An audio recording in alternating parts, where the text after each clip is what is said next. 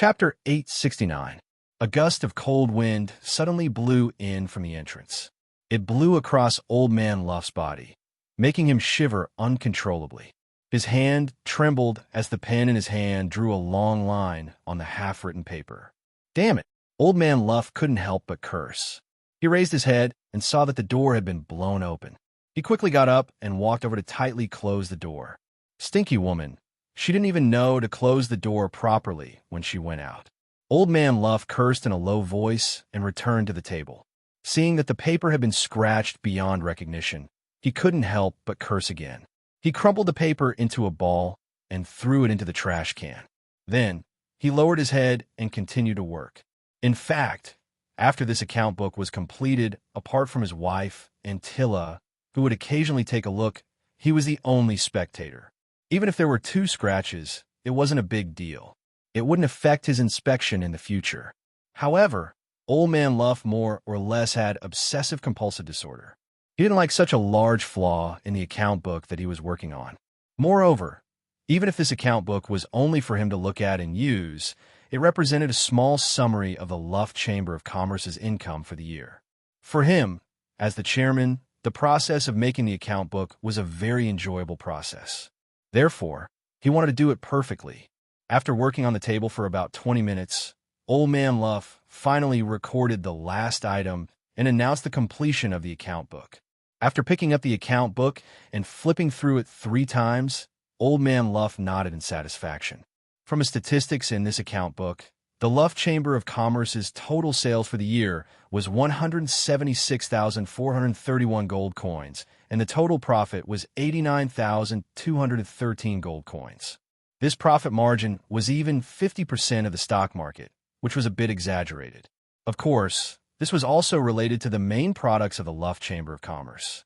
The profit margin of magic machines had always been very high. This was the consensus of all the magic machine companies. Although there were more and more companies joining the industry and the profit had inevitably been greatly reduced, it was still more than 50%, which was far more than other industries.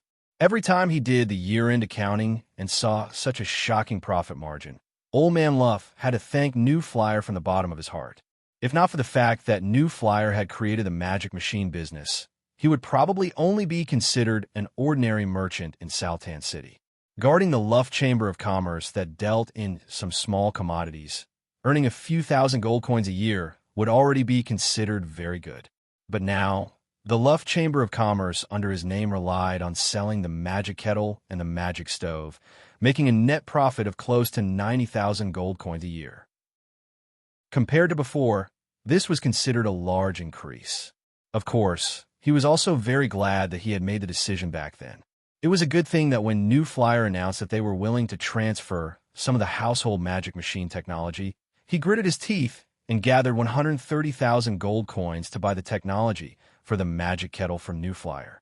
Then he bought several production magic machines from the Frestec Chamber of Commerce, and with the help of the Frestec Chamber of Commerce's technical staff, he created a production line for the magic kettle. Then he used this very simple production line to make the magic kettle, bringing quite a bit of profit to the Luff Chamber of Commerce. In just 3 years, he had already paid back all the money he borrowed to buy the technology for the magic kettle. Then he gritted his teeth and borrowed another bit of money to buy the technology for the magic stove and the necessary production magic machines from New Flyer. In just 2 years, just by selling the magic kettle and the magic stove, the Luff Chamber of Commerce's net profit was close to 90,000 gold coins a year. Like this, in just 2 more years, he would be able to pay back all his debts, and he would be able to take all the net profit each year. Every time he thought of this beautiful future, Old Man Luff's heart was filled with joy, and there was no need to mention how happy he was. Of course, he was also a bit regretful. If he was strong enough, when New Flyer called the various magic machine companies of the Lampari Kingdom to invest in factories in the Malar Empire, he would have definitely gone with them. Now Old Man Luff had a bit of blind faith in New Flyer, or rather in New Flyer's Chairman Sui. He felt in his heart that as long as it was Chairman Su's decision, it would definitely be good. Following Chairman Su, he would definitely earn a lot. But to invest in a factory in the Malar Empire, the initial investment would be over 200,000 gold coins, which Old Man Luff couldn't take out no matter what. He felt that he had missed a good opportunity. When he could save enough money to invest in a factory, the opportunity wouldn't be as good as the first time. Forget it, who told me to be weak? Old Man Luff shook his head and threw the only regret in his heart out of his mind. He looked at the account book on the table and revealed a smile again. Even if the Luff Chamber of Commerce didn't develop much, just based on the net profit of 80 to 90,000 gold coins a year, he would still be able to live a good life. When Old Man Luff was considering if he should take the risk in 2 years and expand the Luff Chamber of Commerce's household magic machine production line, there was a soft sound that came from the door, and it was suddenly pushed open. A strong cold wind blew in from the door, and Old Man Luff couldn't help shivering again. "Who is this?" Old Man Luff wanted to curse, but when he looked at the door, he swallowed his words back into his stomach. Instead, he revealed a friendly smile and stood up to welcome them. "Two customers. Are you here to buy some household magic machines? Our Luff Chamber of Commerce mainly sells magic kettles and magic stoves. If you're interested, please come with me." The two people who suddenly opened the door had calm auras. Although their clothes looked simple, they were actually made of expensive materials that weren't normal. With Old Man Luff's eyes that had seen countless people, he could tell with a single glance that these two weren't normal people. According to his past experience, if these people suddenly appeared here, it was very likely that they would place a large order, which meant that Old Man Luff would receive a large business deal. While leading the two into the store, Old Man Luff reached for the magic air conditioner remote control on the table and turned on the magic air conditioner that he wasn't willing to turn on before. Feeling the warm wind blowing out, quickly heating up the room, the two customers curiously looked at the magic air conditioner on the wall before asking Old Man Luff, "This is the magic air conditioner, right?" Old Man Luff was certain that these two came from another country, and it was a country that was relatively far away. Otherwise, it was impossible for them to be seeing the magic air conditioner for the first time. "Yes, this is the magic air conditioner. It's the Shinfei brand, the best magic air conditioner right now." Old Man Luff replied with a smile before taking out a magic kettle and a magic stove from the display case in the store, showing them to the two of them. "These two are the magic kettle and magic stove that our company sells. Are you interested?" The two of them looked at the magic kettle and magic stove in his hand and revealed looks of interest. "Can you demonstrate it?" one of them said. "No problem." Old Man Luff skillfully took out 2 high-concentration magic crystals from New Flyer and put them in the power boxes of the magic kettle and magic stove. Then he turned on the magic stove, and there was a flame that came out. He filled the magic kettle with water and put it on the table. After a while, there was a bit of steam that came out. Seeing this, the two customers looked at each other with a bit of surprise in their eyes. Old Man Luff laughed in his heart. Based on the expressions and actions of the two of them, it was clear that they didn't know much about household magic machines before, so they must be as surprised as those people who were seeing household magic machines for the first time. Normally speaking, these people would be attracted by the mysterious effects of household magic machines. Based on the aura of these two, as long as he worked hard, perhaps he would be able to make a large business deal. "The two of you look, as long as you use this magic kettle, it won't be that troublesome to drink water." Old Man Luff began to explain the mysteries of the magic kettle and magic stove to the two of them, but who would have thought that after he finished speaking, one of them would raise a hand to cut him off. "No need. We didn't come here this time to buy these magic kettle and magic stove." Old Man Luff was surprised as he was filled with disappointment. These two fellows were clearly very interested, but they didn't plan on buying it. Then what did they come here for? Were they here to play with him? Old Man Luff's many years of experience in business allowed him to maintain his smile as he continued. "It's fine. The two of you can take a look and understand a bit more. Although our Luff Chamber of Commerce's magic kettle and magic stove can't compare to the Shinfei brand, among the magic kettles and magic stoves outside of the Shinfei brand, they are definitely among the best. You can ask around if you don't believe me." "That won't be necessary." The person who spoke earlier smiled. That person said with a smile, "We heard that your Luff Chamber of Commerce's magic kettle and magic stove are the best outside of New Flyer, so we came here." "Oh." Old Man Luff was even more confused. These two actually came here after asking around. but they spent so much effort to ask around, and they said that they weren't here to buy the magic kettle and magic stove. Just what were they here for? Seeing the doubt in Old Man Luff's eyes, that person revealed a smile and took out a document for Old Man Luff. Chairman Luff, we didn't come here to buy the magic kettle and magic stove, but rather to buy your Luff Chamber of Commerce. This is the purchase agreement. Please take a look. Old Man Luff was completely dumbfounded. Chapter 870. After the two of them left for half an hour, Old Man Luff finally recovered from his stunned state. Looking at the contract in his hand, Old Man Luff still didn't dare believe it. The other side of this contract was actually a very famous company from the Kanla Empire, which already surprised Old Man Luff very much. What surprised him even more was that the other side had offered a high price of 800,000 gold coins. It had to be known, according to Old Man Luff's estimates, the shops, factories, and hardware under his Luff Chamber of Commerce were worth at most 200,000 gold coins. Although the other side had said that this purchase included the magic kettle and magic stove technology that the Luff Chamber of Commerce obtained from the Frestac Chamber of Commerce, the total price was only 500,000 gold coins. If they sold it for 800,000 gold coins, Old Man Luff would have earned 300,000 gold coins. Moreover, with 800,000 gold coins in hand, after paying off his debt, Old Man Luff would still have over 700,000 gold coins left. With this much money in hand, if he wanted to live a happy life, he could use this money to not do anything. He could have a good meal every day, living the most luxurious life he could imagine. It would be enough to support him for several decades, and he wouldn't be able to spend it all even if he died. If he wanted to continue working hard, with the huge capital of 700,000 gold coins and the experience he already had in this industry, he would definitely be able to obtain a better future.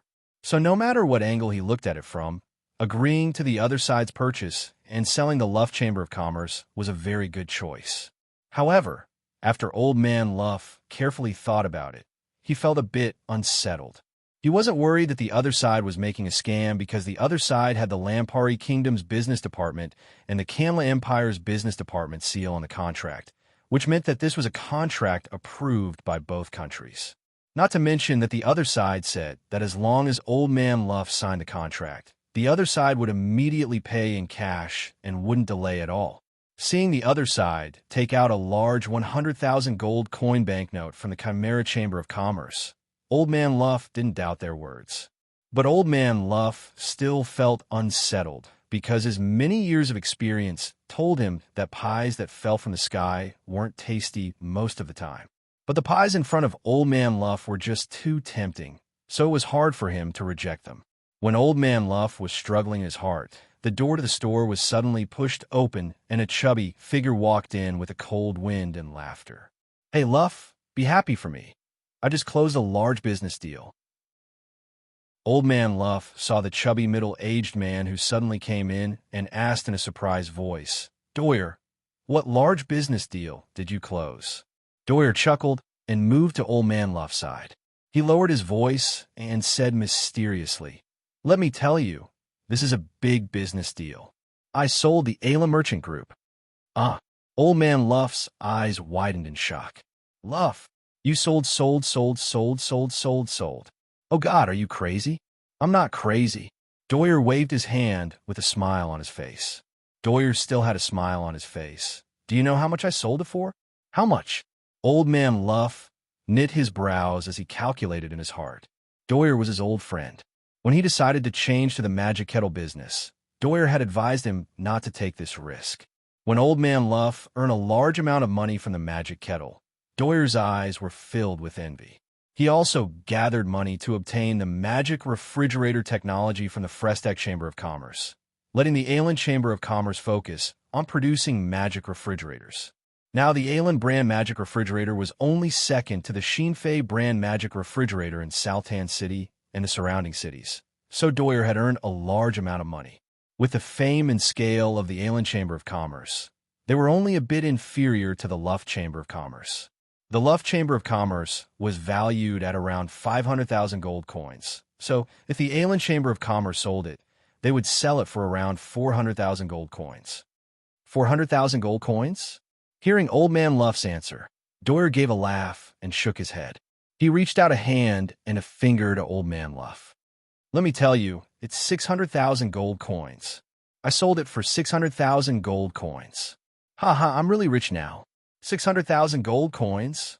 Hearing that Doyer's price was 200,000 gold coins higher than his estimate, Old Man Luff's heart skipped a beat as he asked, Doyer, the people who bought your Aelan Chamber of Commerce, did they come from the Kamla Empire? Doyer was stunned. How did you know?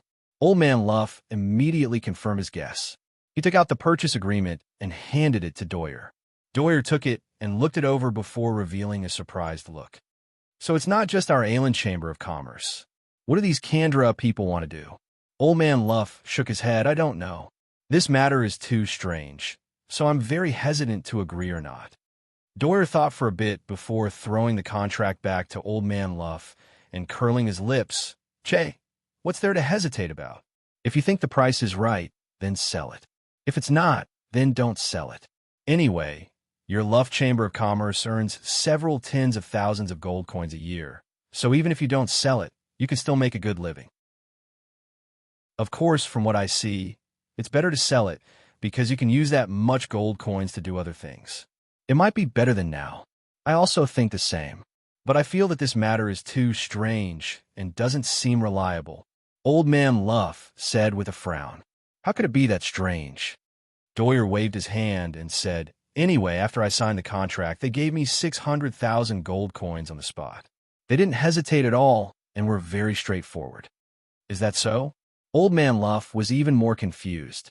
With such a large amount of money involved, even if the other side was a large company from the Kamla Empire and had a lot of money, they should be a bit more cautious. It would not be strange for them to delay the entire process for several months or even half a year. So why was it so straightforward this time? I say, why do you care so much? Doyer looked at Old Man Luff in confusion. You just need to care about whether you can get the money or not. Looking at it now, the other side gave the money very straightforwardly. So what's there to think about? Luff, I really think that you can sell it. After getting the money, if you still want to fight, we can go to the Malar Empire and see if there are any opportunities. Wouldn't that be better than staying in this small Saltan city? Hearing this, Old Man Luff's heart skipped a beat. This was the biggest temptation of this acquisition proposal to him. He had spent his entire life in the small Lampari kingdom. Since he was young, he had always looked forward to the Malar Empire and the Kamla Empire. He had always dreamed of living in such a large empire. Now that there was such a good opportunity in front of him, how could he not be moved? Moreover, the representatives of the two companies from the Kamla Empire had also said that if Old Man Luff wanted to invest in magic machines in the Kamla Empire, the companies they represented could help him in many ways. Moreover, the Kamla Empire was beginning to pay attention to the magic machine industry. If he was willing to go, the Kamla Empire would definitely have the corresponding policies to support him. It could be said that the opportunity was very good. After thinking for a while, Old Man Luff's heart began to waver. He tentatively asked Doyer, then, should I agree to it? All right. Doyer patted Old Man Luff's shoulder and laughed. It's fine if we sell it. The two of us have this much gold coins. We could do whatever we want in the future. It'll be much better than now. Old Man Luff saw the relaxed smile on Doyer's face and hesitated for a bit before giving a nod. This is also good. Hashtag, hashtag, hashtag. While Old Man Luff was facing the temptation of his companies being bought, he was also facing the same temptation. After the New Year's, an envoy from the Kamla Empire came to the Principality of Constantine. This envoy represented His Highness Frank. Other than discussing the Shinfei magic race car that the new flyer had already decided on before, they also brought a further request from His Highness Frank. His Highness said that just bringing the race in isn't enough. Because if we hold the race in the Kamla Empire, we have to run back to the Principality of Constantine to order the magic race car. We even have to come here for maintenance, so it really is too troublesome. So His Highness hopes that your new flyer can open a magic car factory in the Kamla Empire, so everything can be taken care of. Sui looked at the representative of the envoy, who was Manager Mancini under His Highness Frank, who he had met before, and smiled without saying a thing. He had proposed to His Highness Frank to cooperate on magic cars before, but he had been rejected by His Highness Frank. He never thought that in less than a year, His Highness Frank's attitude would change. It really made people sigh at the impermanence of the world. But because His Highness Frank had come to the Lampari Kingdom to participate in the magic car race before, Sui could easily accept this change. Not to mention that he knew that His Highness Frank's change in attitude wasn't because of himself, but rather because of the change in attitude of the Kanla Empire. So he wasn't surprised at all. Seeing that Sui wasn't speaking, Manager Mancini was a bit impatient. However, when he saw Sui last time, he could still put on a condescending face. This time he was here with His Highness Frank's orders, and he knew that the inside story wasn't simple, so he couldn't be arrogant at all. Rather, he had to show a very sincere attitude. After forcefully suppressing the dissatisfaction in his heart, Manager Mancini forced out a sincere smile that was uglier than crying. He asked Sui, "Chairman Sui, what do you think?" Sui pretended to think for a bit before saying with a nod, "I feel that this suggestion isn't bad. But Manager Mancini, did His Highness say who will be in charge of this joint venture factory?" Manager Mancini's expression immediately became serious. Of course it will be His Highness. But then he felt that his attitude was too firm, so he squeezed out a smile and continued. "Of course, His Highness won't meddle in the factory's affairs, so most of it will be your new flyer that will take care of it." Oh, so he couldn't help giving a laugh of ridicule. According to Manager Mancini's words, this was clearly having the new flyer work for His Highness Frank. This Prince Frank really didn't understand the situation. Sui waved his hand. "Please go back and tell His Highness that we can cooperate, but the right to lead must belong to our Shinfei Chamber of Commerce. Otherwise, there's no need to talk." Manager Mancini never thought that Sui's attitude would be this firm. He couldn't help being stunned as his expression quickly became ugly. Chapter 871. However, no matter how ugly Manager Mancini's expression was or how terrible his mood was, he didn't dare speak rudely like he had when he first met Sui. Thinking of the instructions Prince Frank and that important person had given him before he left, he could only suppress the anger in his heart and patiently continue to persuade Sui. However, no matter what he said, Sui insisted that the new flyer had to be the one in charge. Otherwise, there was no room for discussion. "Manager Mancini, there's no need to say any more. This is the most basic condition for both of us. Please tell His Highness the Prince the truth." Sui emphasized his tone. Manager Mancini frowned. Seeing Sui's serious expression, he thought for a moment and sighed helplessly. "You're making things difficult for His Highness the Prince like this, Chairman Sui. To be honest, the Kundan Empire doesn't have a unified view of your new flyer. His Highness is taking a huge risk by choosing to cooperate with you at this time. His Highness is willing to give you a chance, but you don't cherish it." Sui smiled. If Prince Frank was really like Manager Mancini, still acting high and mighty, then there really was no need to continue discussing this cooperation. However, Sui believed that Prince Frank was sincere in his cooperation. Otherwise, he wouldn't have lowered himself and sent a trusted aide to secretly come over to discuss the cooperation. Moreover, he was certain that this represented the wishes of some people in the Kanla Empire. It definitely wasn't some rash action. Seeing that Sui was still unmoved, Manager Mancini frowned deeply and shook his head. "All right, I'll go back and tell His Highness the Prince. However, Chairman Sui, please reconsider. Being able to obtain the favor of His Highness the Prince will greatly benefit the new flyer's development in the Kundan Empire. I don't believe you don't know this." "I know. That's why I'm very sincere in cooperating with His Highness the Prince. Right?" Sui smiled, as if he's sincere. Manager Mancini snorted coldly in his heart as he bid farewell to Sui and left. Sui smiled as he watched Mancini's back disappear out the door. He returned to his desk, opened a drawer, and took out a document. This document was sent by Baron Hannes. It was an analysis of the recent events in the Lampari Kingdom. The main content was about the many companies related to the magic industry in the Lampari Kingdom. According to the reports, in the past half a month, Many companies in the Lampari Kingdom that were engaged in the production and processing of magic machines had been offered a high price to purchase them, and many companies had already agreed to purchase them. On the surface, the other party who purchased these companies seemed to have unknown origins, but in reality, they were all well-known companies from the Kanla Empire. Faced with these large companies that were famous in the signs, it was very hard for the small magic machine companies in the Lampari Kingdom to resist. Adding in the fact that the other side offered a high price, most of the purchases went very smoothly, and it wasn't strange for the transactions to be high. For example, in this report, there was a small company in Southand City called the Alan Chamber of Commerce that specialized in producing magic air conditioners. They had been purchased for 600,000 gold coins, which was more than half their valuation. After being bought, all the production magic machines under the Alan Chamber of Commerce had been taken away. Even the workers under them and their families had been taken away. To put it simply, the entire Alan Chamber of Commerce had been taken away. The only thing left for the Alan Chamber of Commerce's chairman was 600,000 gold coins in cash. Moreover, it wasn't just the Alan Chamber of Commerce that was taken care of like this. Based on the reports, all the companies that had been purchased had been taken care of in the same way. Now that these companies had suddenly left the Lampari Kingdom, the magic machine industry that had just taken shape had been affected. There was now a shortage of household magic machines in the kingdom. Hey, this table manners really are ugly.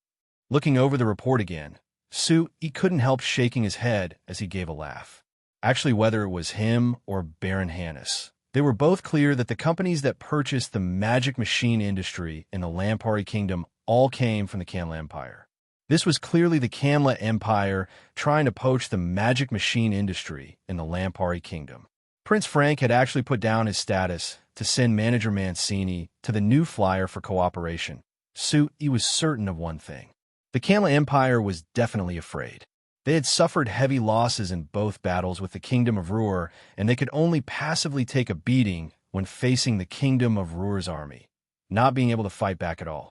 This fact had clearly made the Kanla Empire vigilant.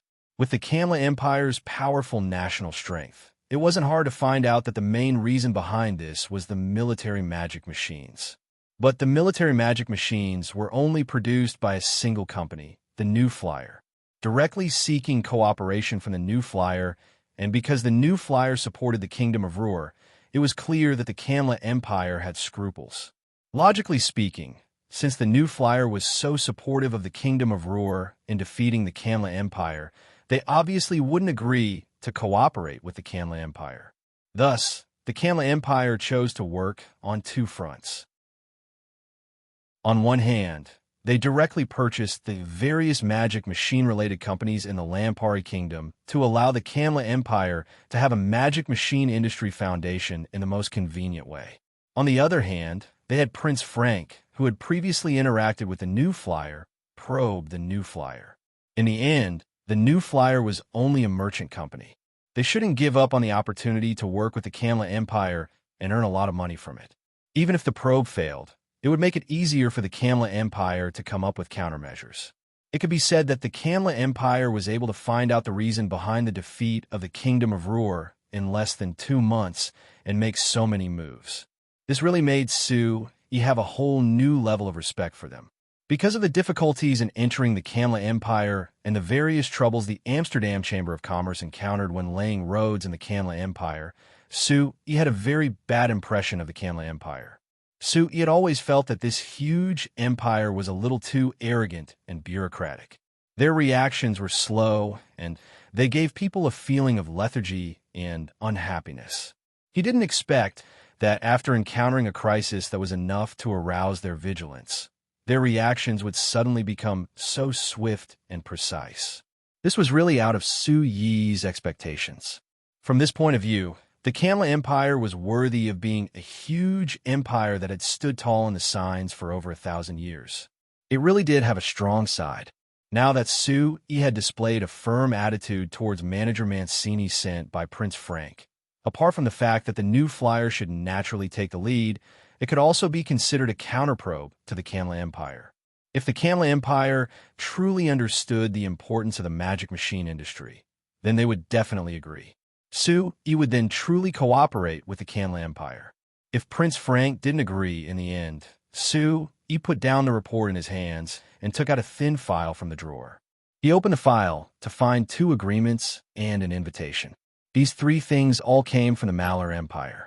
One of the 2 agreements was an in-depth cooperation agreement between the New Flyer and the Marquis of Southgard. The signing of this agreement meant that the Marquis of Southgard would open up more territory to the New Flyer, allowing the New Flyer to invest in more factories in his territory. The Marquis of Southgard would also provide many conveniences. The other agreement came from the Malar Empire's Ministry of Commerce. The content of this agreement was that the Malar Empire's Ministry of Commerce hoped to be able to import large amounts of magic machines to the New Flyer. This included not only household magic machines, but also agricultural magic machines, construction magic machines, and so on. This agreement didn't involve military magic machines, because the relevant things were all on the invitation in Sui's hands. This invitation was signed by a marquis in the Malar Empire. On the surface, this marquis sent an ordinary invitation through the Marquis of Southgard. But in reality, this marquis held an important position in the Malar Empire. His invitation this time was actually stated in the invitation that it was sent by the Malar Empire's Ministry of Army. So in reality, this invitation could be said to be an invitation from the Malar Empire's Ministry of Army to Sui. There was no need to guess. The reason why the Malar Empire's Ministry of Army suddenly invited Sui was obviously because they were interested in military magic machines. Sui didn't hesitate to go because he would definitely go. Since the military magic machines had attracted the attention of the entire signs through the war between the Kingdom of Ruhr and the Kanla Empire, the Kanla Empire and the Mala Empire definitely wouldn't let go of this thing that could change the situation of the entire continent. The Kanla Empire was a little roundabout, but the Malar Empire was much more direct. When Sui supported the Kingdom of Ruhr in their fight against the Kanla Empire, he was already mentally prepared to sell the military magic machines to the Kanla Empire and the Malar Empire at the same time. Not only could he directly earn money from selling the military magic machines, but he could also use the military magic machines as a link between the 2 empires. This would allow New Flyer to more smoothly popularize the magic machine industry in these 2 empires, finally achieving Sui's dream of popularizing the magic machine industry in the entire continent. The only problem that troubled Sui was how to control this. If the Kanla Empire and the Malar Empire were to be equipped with a large number of military magic machines, then with the strength of these 2 empires, they would definitely be able to easily defeat all the other countries on the continent, and even threaten the Principality of Constantine and the New Flyer. What Sui wanted to do was to provide them with military magic machines while also ensuring that their strength wouldn't be too inflated. This difficulty, I'm afraid it's much harder than conquering the other countries and unifying the signs. Sui sighed softly, only feeling an incomparable headache. Chapter 872. Information about the large companies of the Kanla Empire buying large amounts of companies related to the magic machine industry in the Lampari Kingdom was also placed in front of 70. But compared to the report Baron Hannes gave Sui, 70's report was several times thicker and much more detailed. This was 70's 3rd time reading this report, but she still read it very slowly, almost reading it word for word. This was because she knew that this matter was too important to the Lampari Kingdom. If she wasn't careful with this, it was very likely that the Lampari Kingdom would lose all the advantages they worked hard to obtain over the years. If she had a choice, she wanted to use the power of the kingdom to interfere with these transactions.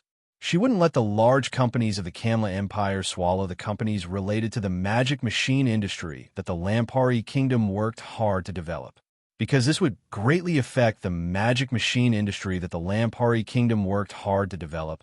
It would have a serious impact on the entire kingdom.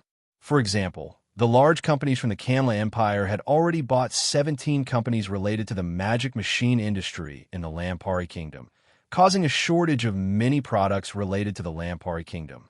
Yesterday, the maids in the royal palace wanted to buy a new batch of metal wash basins, but they found that there was a shortage in Anvil Mar City. Since New Flyer invented the magic punch press that could make different kinds of metal wash basins, this was the first time this had happened. It could be seen that the 17 companies being bought had already affected the Lampari kingdom. But 70 couldn't use the power of the royal palace to forcefully stop these purchases. First, it was like what she said to the Canla Empire's Minister of Commerce, Marquis Descartes. The kingdom's power should be used to protect trade and shouldn't be used to forcefully interfere, which wasn't good for the normal development of trade. Second, which was the most important reason, she wasn't willing to fall out with the Canla Empire because of this. Although there was some discord between the Canla Empire and the Lampari kingdom because they secretly supported the kingdom of Ruhr, since they didn't fall out, it wasn't a big problem. The Canla Empire had actually sent an important person like the Minister of Commerce to the Lampari kingdom, which meant that the Canla Empire wanted to reconcile with the Lampari kingdom. 70 could firmly reject Marquis Descartes' proposal to have the Lampari kingdom transfer all their magic machine technology to the Canla Empire because she had reason to do this. She could also use the Sorcerer's Guild as a shield, making the Canla Empire have nothing to say. But the Canla Empire's large companies that Descartes Marquis brought to the Lampari kingdom's magic machine companies, so it was hard for 70 to forcefully stop them. Because this went against the freedom of trade she mentioned before, and doing this was no different from going against the Canla Empire. Even if the Canla Empire had lost to the kingdom of Ruhr twice, it was still one of the two Signs empires. It was several times stronger than the Lampari kingdom and was not something the Lampari kingdom could resist. If they directly fell out, the Lampari kingdom would be in great danger. Not to mention that the Canla Empire had shown sincerity this time. When these large companies began their acquisition, Descartes Marquis immediately asked to see 70, hoping that the Lampari kingdom's government wouldn't stop these acquisitions. For this, Descartes Marquis represented the Canla Empire's government to give the Lampari kingdom many preferential policies as compensation. One of them was to fully open the Canla Empire's domestic market to the Lampari kingdom, taking the initiative to reduce the tariffs on many of the Lampari kingdom's goods. This was one of the conditions that Descartes Marquis proposed when he wanted the Lampari kingdom to take the initiative to transfer their magic machine technology, which was also the condition that moved 70's heart the most. Now that Descartes Marquis had taken it out and adding in the other preferential policies, 70 couldn't reject Descartes Marquis' request at all.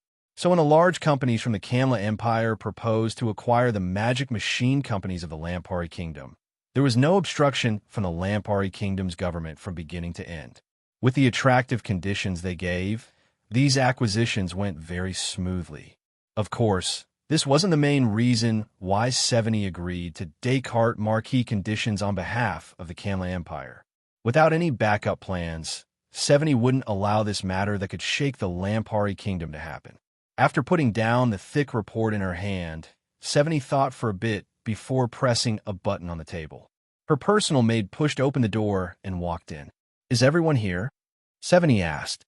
The maid respectfully bowed and replied, "They've all been waiting in the hall for a while." "All right, let's go." 70 nodded and stood up to walk out. ####. Old Man Luff looked up at the magnificent roof and couldn't help swallowing a mouthful of saliva. The royal palace really was as luxurious as the legend said. It opened the eyes of a country bumpkin like him from a small city like Saltan City, but it also made his heart more unsettled. "Hey, Doyer, what do you think Her Majesty summoned us for?" Old Man Luff poked at Doyer, who was also looking around, and asked in a low voice. Doyer withdrew his reluctant gaze, licked his lips, and said, "Damn it, the palace is so beautiful. When I go back, I'll definitely make my private manor as beautiful as this." Old Man Luff rolled his eyes. "All right, do you believe that you'll spend all the several $100,000 you earned from selling the company?" Doyer laughed. "Even if it can't be the same, it's good to make it similar. I want those fellows who laughed at me in Saltan City to see who is the real nouveau riche with no taste."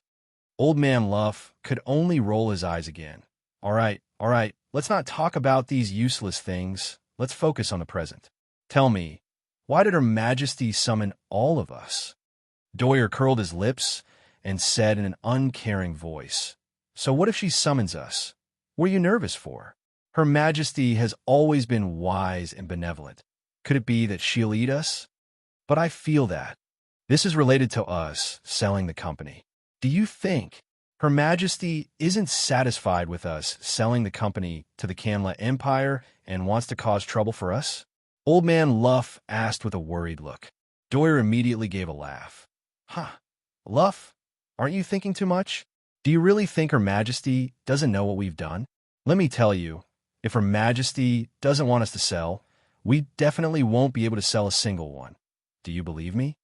That is true," Old Man Luff said in a thoughtful voice, "but I still don't understand why Her Majesty summoned us. You see, I've asked around just now. These people are the same as us. They've all sold their businesses. Then it's even simpler. It must be related to this matter. But I don't think it's a bad thing. Otherwise, Her Majesty would have sent people to capture us." Doyer didn't care at all. That's right. Old Man Luff's expression relaxed a bit, but he was still a bit worried. When he was about to ask, he suddenly saw a female official from the royal palace walk into the hall. "Her Majesty has arrived." A soft call came from the female official, and the noisy crowd in the hall instantly fell silent.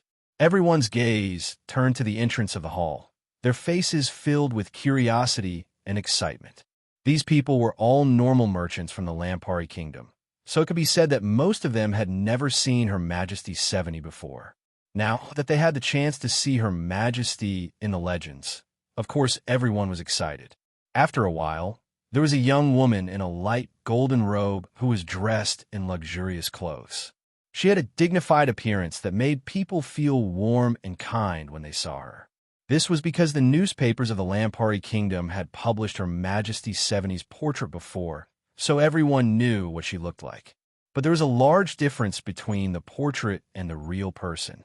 Now that they were seeing her, everyone found that this queen with high prestige in the Lampari Kingdom was even more intimate than the legends said. Although the dignified aura around her was strong, this dignified aura didn't make people feel fear.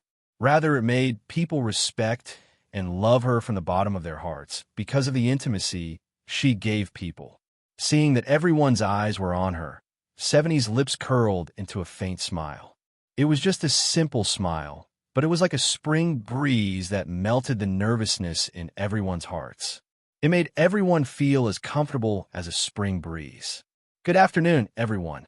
70 raised her hand with a faint smile to greet everyone. It was like everyone woke up from a dream and they all bowed to 70. When everyone stood up, 70 nodded. She didn't waste words and directly said, "I think that many people must have guessed the reason why I suddenly summoned you all. That's right. Everyone here is the chairman and representative of the companies that sold their companies to the Canla Empire.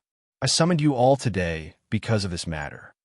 Hearing 70's words, the people in the hall weren't surprised and let out a sigh of relief. Since Her Majesty didn't hide this matter at all, it meant that she wouldn't pursue this matter. Doyer raised a brow at Old Man Luff with a smile, showing his foresight. However, Old Man Luff didn't look at him at all and kept looking at 70. "First, I ask everyone to be assured, I'm not pursuing this matter. Secondly, I've gathered all of you here because I want to discuss something with you." 70 paused before continuing. "Because you sold your companies, you obtained large amounts of money from the large companies of the Canla Empire. Then I want to ask, are you prepared to spend the rest of your lives with this money? Or are you prepared to fight again?" Everyone in the hall looked at each other. Even Old Man Luff turned around and looked at Doyer in shock. This was something they had discussed before, but they never thought that Her Majesty would raise it now. A person in the hall suddenly raised his right hand. "Chairman Soros, do you have a problem?" 70 nodded at that person. Chairman Soros, who had his hand raised, was surprised. He never thought that Her Majesty would call out his name. "Your Majesty, I want to ask, what if I want to fight again?" 70 revealed a faint smile. "If you want, I have a good chance in front of you. I just don't know if you're willing to accept it." Chapter 873. 3 days later, a list of names was sent to Sue E. from the Lampari Kingdom Royal Palace. There were 13 names on this list, which were 13 of the representatives of the 17 companies that Seveny had summoned. Seeing the 13 names and the companies behind them, Sui revealed a satisfied smile and gave a slight nod.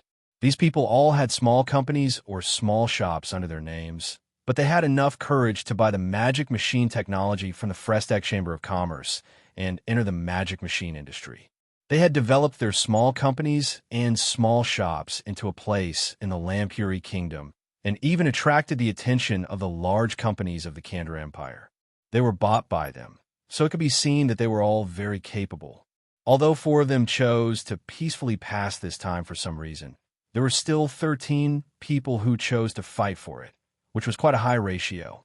Actually, the good opportunity that Seveny had told the representatives of the 17 companies about was something that Sui had taken the initiative to propose. The Kandra Empire wanted to obtain some magic machine technology by buying the 17 companies and then enter the magic machine industry. They wanted to touch the military magic machines in the end, so it had to be said that this was a very far-sighted approach. This was because only by grasping the related technology could they have a chance to control the military magic machines. For a large country like the Kandra Empire, even if New Flyer was willing to support them, with New Flyer's current production capacity, they were far from being able to support them. Not to mention that with the mentality of a large country like the Kandra Empire, how could they let others control their destiny? So the method they were using right now was not only the only method, it could also be considered the best method. But in Sui's eyes, they were far from doing enough, so he wanted to give them another push. For the 13 companies that were willing to accept the opportunity that Sui proposed through Seveny, Sui would give them another chance to buy some magic machine technology from New Flyer. This technology was of a higher grade compared to the technology they bought from the Frestac Chamber of Commerce, which meant that the magic machines they made would be of a higher grade than the ones their companies made before, as well as having more technology. As long as these 13 companies were willing to fight with their outstanding abilities, they would be able to develop once they grasped these technologies. Sui was certain that these people were on the Kandra Empire's watch list. If the Kandra Empire found that these people had new and higher grade magic machine technology, what would they do? Thinking of this, Sui couldn't help finding this funny. Those people from the Kandra Empire might think that after buying the 17 companies, they would be able to grasp most of the magic machine technology, but if they found that these people took out even higher grade technology, wouldn't they feel that they spent too much money?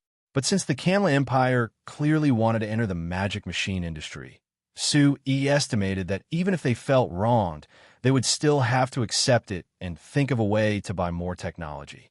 Actually, Sui wanted to tell those fellows from the Kandra Empire that they wanted the technology, right? That's simple, come find me. Our Frestac Chamber of Commerce is the company with the most complete magic machine technology. Why do you need to take a detour? However, Sui was clear that the Kandra Empire had some political considerations, so it was impossible for them to find New Flyer so easily. Moreover, for the sake of balance, even if the Kandra Empire came looking for them, Sui wouldn't really give them all the technology they wanted.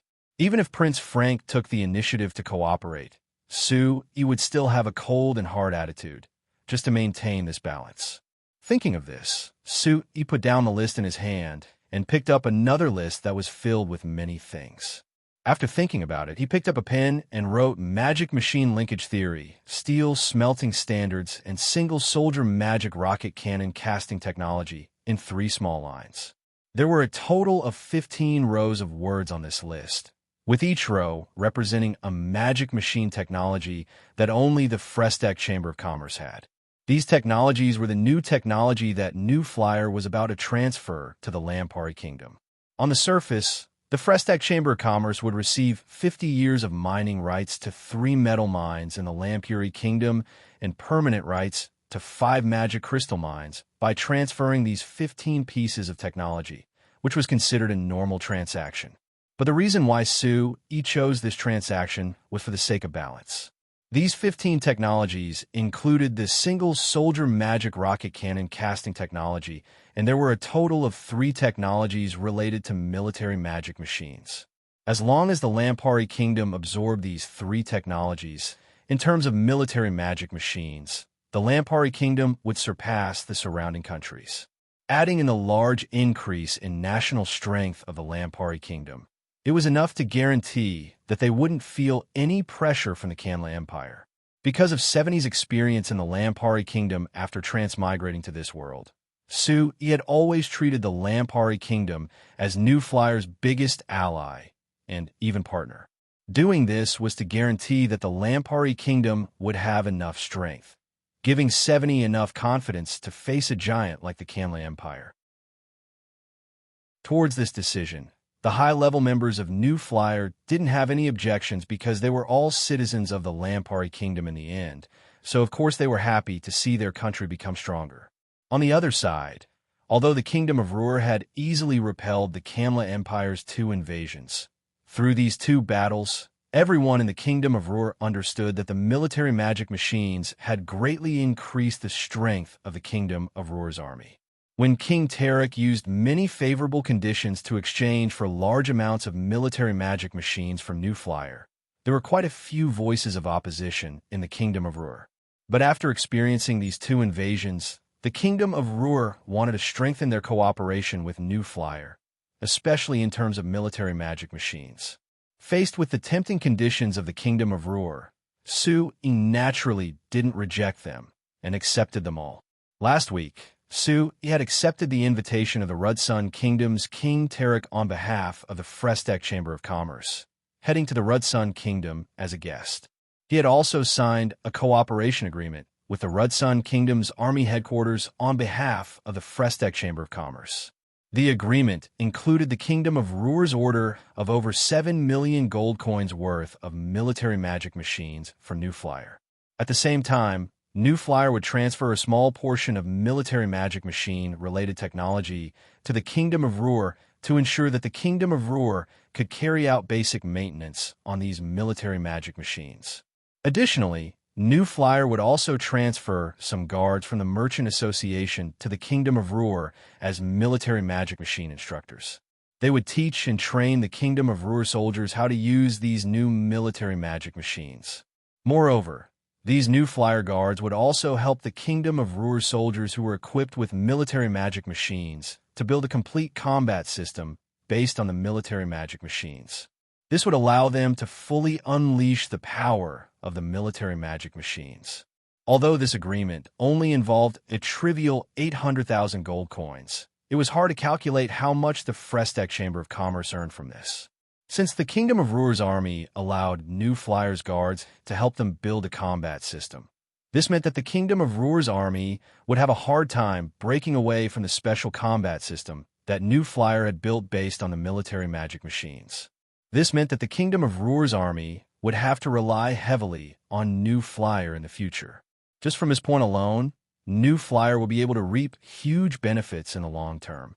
Although the Kingdom of Ruhr also requested New Flyer to transfer some military magic machine-related technology, he rejected it. He hoped that civil magic machines could be quickly popularized. He even imagined that all the countries on the continent had already popularized the manufacturing of civil magic machines and established a complete magic machine industrial system. However, he was very cautious when it came to military magic machines.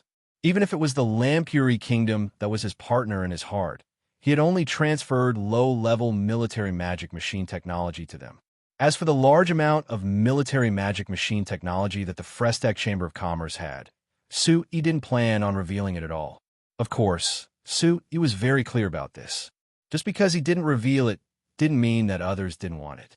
There were countless people and forces that coveted New Flyer's technology, and the methods they used were even more varied. Some directly proposed to buy from New Flyer, while others, like the Kanla Empire, directly bought from other companies. Apart from these methods, there were all kinds of shady methods that couldn't be avoided. There were all kinds of methods that he could think of, but there were also some that even he, who had obtained a lot of knowledge from Earth, didn't expect. It was really an eye-opener. However, among these methods, there was only one that angered and worried him the most. That was the method used by the Magicians' Union headquarters. Chapter 874. Just last week, Sir Alex Ferguson once again represented the Magicians' Union headquarters in the Principality of Constantine to meet with Sue E. This time, Sir Alex Ferguson brought the final decision of the Magicians' Union headquarters. According to the decision of the Magicians' Union headquarters, they approved and supported New Flyer's proposal to set up a magic machine industry academy to train low-level mages to grasp the theoretical basis of magic archery. The Magicians Guild headquarters said that in the name of the Signs Continent's Magicians Guild, they would officially recognize the existence of the magic machine industry to all the magicians on the continent. Obtaining the official recognition of the Magicians Union headquarters also meant that the magic machine industry, represented by New Flyer, was officially recognized by the Sorcerers Guild. It would be clearly different from the other commercial industries on the continent. The mages on the continent more or less despised merchants, but they were limited by their personal livelihood and had to force themselves to deal with merchants. Now that the Magicians Union headquarters had specifically mentioned the magic machine industry and specially recognized it, it gave many mages a reason to officially set foot in the magic machine industry. For Sue E., this was already enough. The reason why New Flyer had such a hard time recruiting mages was actually because of the issue of face. 4 high-grade magic casters joining a merchant guild was already lowering their status. Joining a merchant guild as a researcher was even more unacceptable.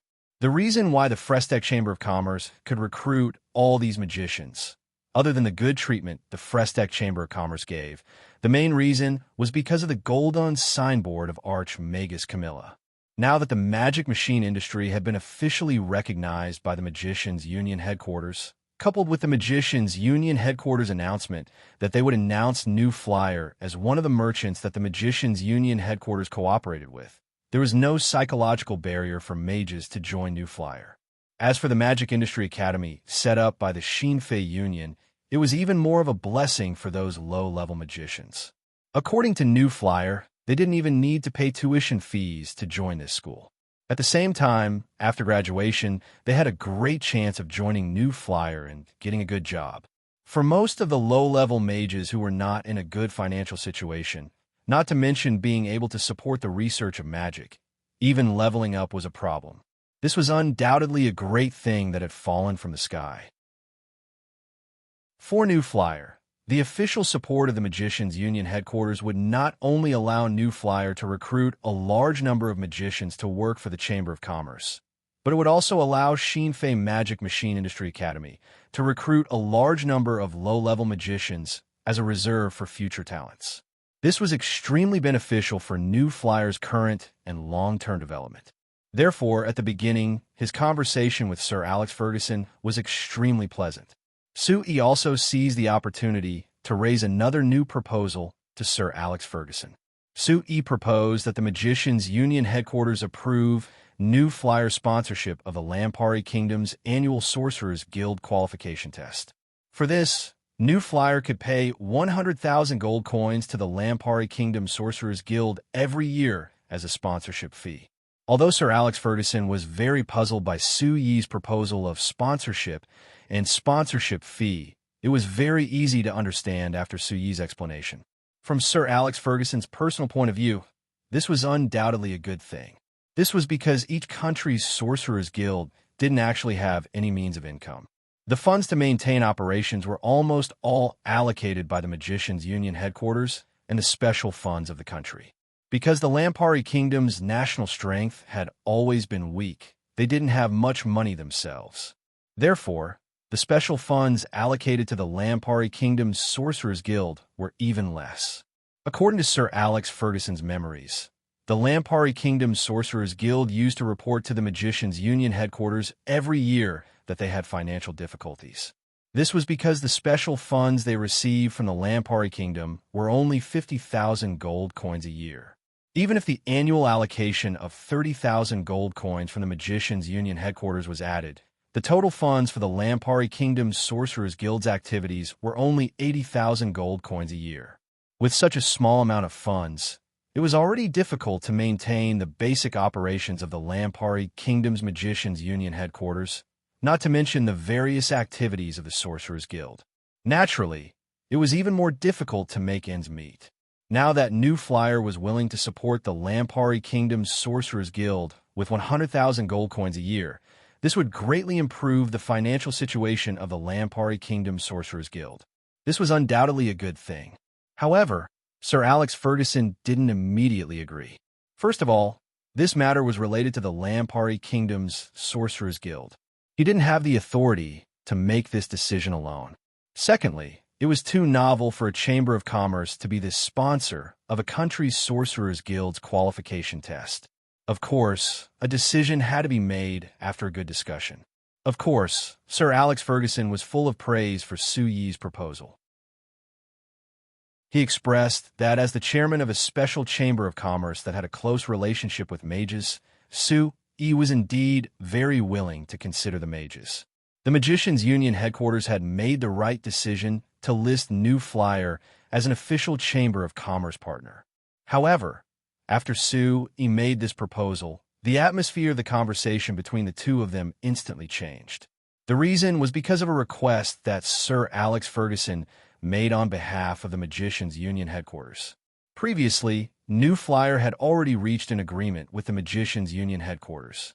New Flyer would transfer a piece of magic machine-related technology to the Magicians' Union headquarters every year. This was considered a condition in exchange for the support that New Flyer received from the Magicians' Union headquarters. Originally, this wasn't a big deal. Su Yi also knew that the Sorcerer's Guild wanted to take a share of the profits from the magic machine industry. This was understandable. However, the request that Sir Alex Ferguson made on behalf of the Magicians' Union headquarters this time made Su Yi shocked and enraged. The Magicians' Union headquarters said that because there were changes to the various magic patents that New Flyer had applied to the Magicians' Union headquarters, they needed to be re-examined. In order to ensure that the examination was strict and fair, the Magicians' Union headquarters requested that New Flyer submit all the information related to these patents. When Sir Alex Ferguson made this request, his expression was very casual and his tone was very natural, like it was natural. However, Su Yi was so angry that he almost cursed out. Could he be even more shameless? Submit all the information related to these patents? Wasn't that equal to giving away all the technology related to these patents? Sir Alex Ferguson's casual words had a heavy weight behind them. The reason why Su Yi spent so much effort to have the Lampuri Sorcerer's Guild propose this innovation to the Magicians' Union headquarters was because he wanted to imitate the patent laws on Earth and protect New Flyer's patents. But he never thought that the Magicians' Union headquarters would actually steal what they were guarding. If it wasn't for Su Yi's calm personality and adding in the fact that he had been the New Flyer's chairman for many years, he wouldn't have been able to stop himself from angrily cursing Sir Alex Ferguson and the Magicians' Union headquarters he represented. Sir Alex Ferguson, who sensed Su Yi's emotions coldly, threw down a few words. If New Flyer can't provide all the information, then the patents won't be able to pass the examination of the Magicians' Union headquarters and will be declared invalid, no longer receiving the protection of the Magicians' Union headquarters. Chairman Su, please think about the consequences. Su Yi resisted the urge to kick him. He had told Sir Alex Ferguson that the company needed to discuss this before making a decision, so he had ended the meeting between the two of them. However, it had been a week since that meeting, and Su Yi still hadn't called for an internal meeting to discuss this matter. This was because, in his opinion, there was no need to discuss this matter at all. He would never agree to it. However, Sir Alex Ferguson had already made the consequences of not agreeing to it very clear. The Magicians' Union headquarters would no longer provide protection for these patents, which meant that anyone could freely borrow and copy the designs of New Flyer without bearing any responsibility. Su Yi was even certain that the person who wanted to do this was the Magicians' Union headquarters themselves. Therefore, Su Yi was now faced with a very serious problem. Without the protection of the Magicians' Union headquarters, this meant that the various magic research of a New Flyer Research Institute could be freely used by other magicians. In fact, although magic played an important role in the various magic machines produced by the Shinfei Chamber of Commerce, The magic designs were usually very low level and rarely involved high-level magic. If an advanced magician were to focus on research, it wasn't impossible to completely crack the secrets of the magic arrays used in these magic machines. Moreover, the design of these magic machines wasn't particularly complicated, so it wasn't particularly difficult to copy them. Therefore, Sui was almost certain that as long as the Magicians' Union headquarters announced that the various magic patents registered by New Flyer and the Magicians' Union headquarters were invalid, then there would be a lot of fake magic machines all over the place. Although Sui believed that the manufacturing of magic machines wasn't something that could be solved by copying, Sui was worried that the magic machines that New Flyer had painstakingly built would represent a kind of novel, exquisite, and infinitely convenient image that would be damaged if there were too many fake products. Most importantly, the loss of such an important restriction like patent protection would cause chaos in the industry. Without order and rules, it would be very harmful to the development of the magic machine industry. This was the point that Sui was worried about because of the request from the Magicians' Union headquarters. As for the solution, it wasn't that Sui didn't have one, but the hidden dangers of this solution made him unable to make a decision.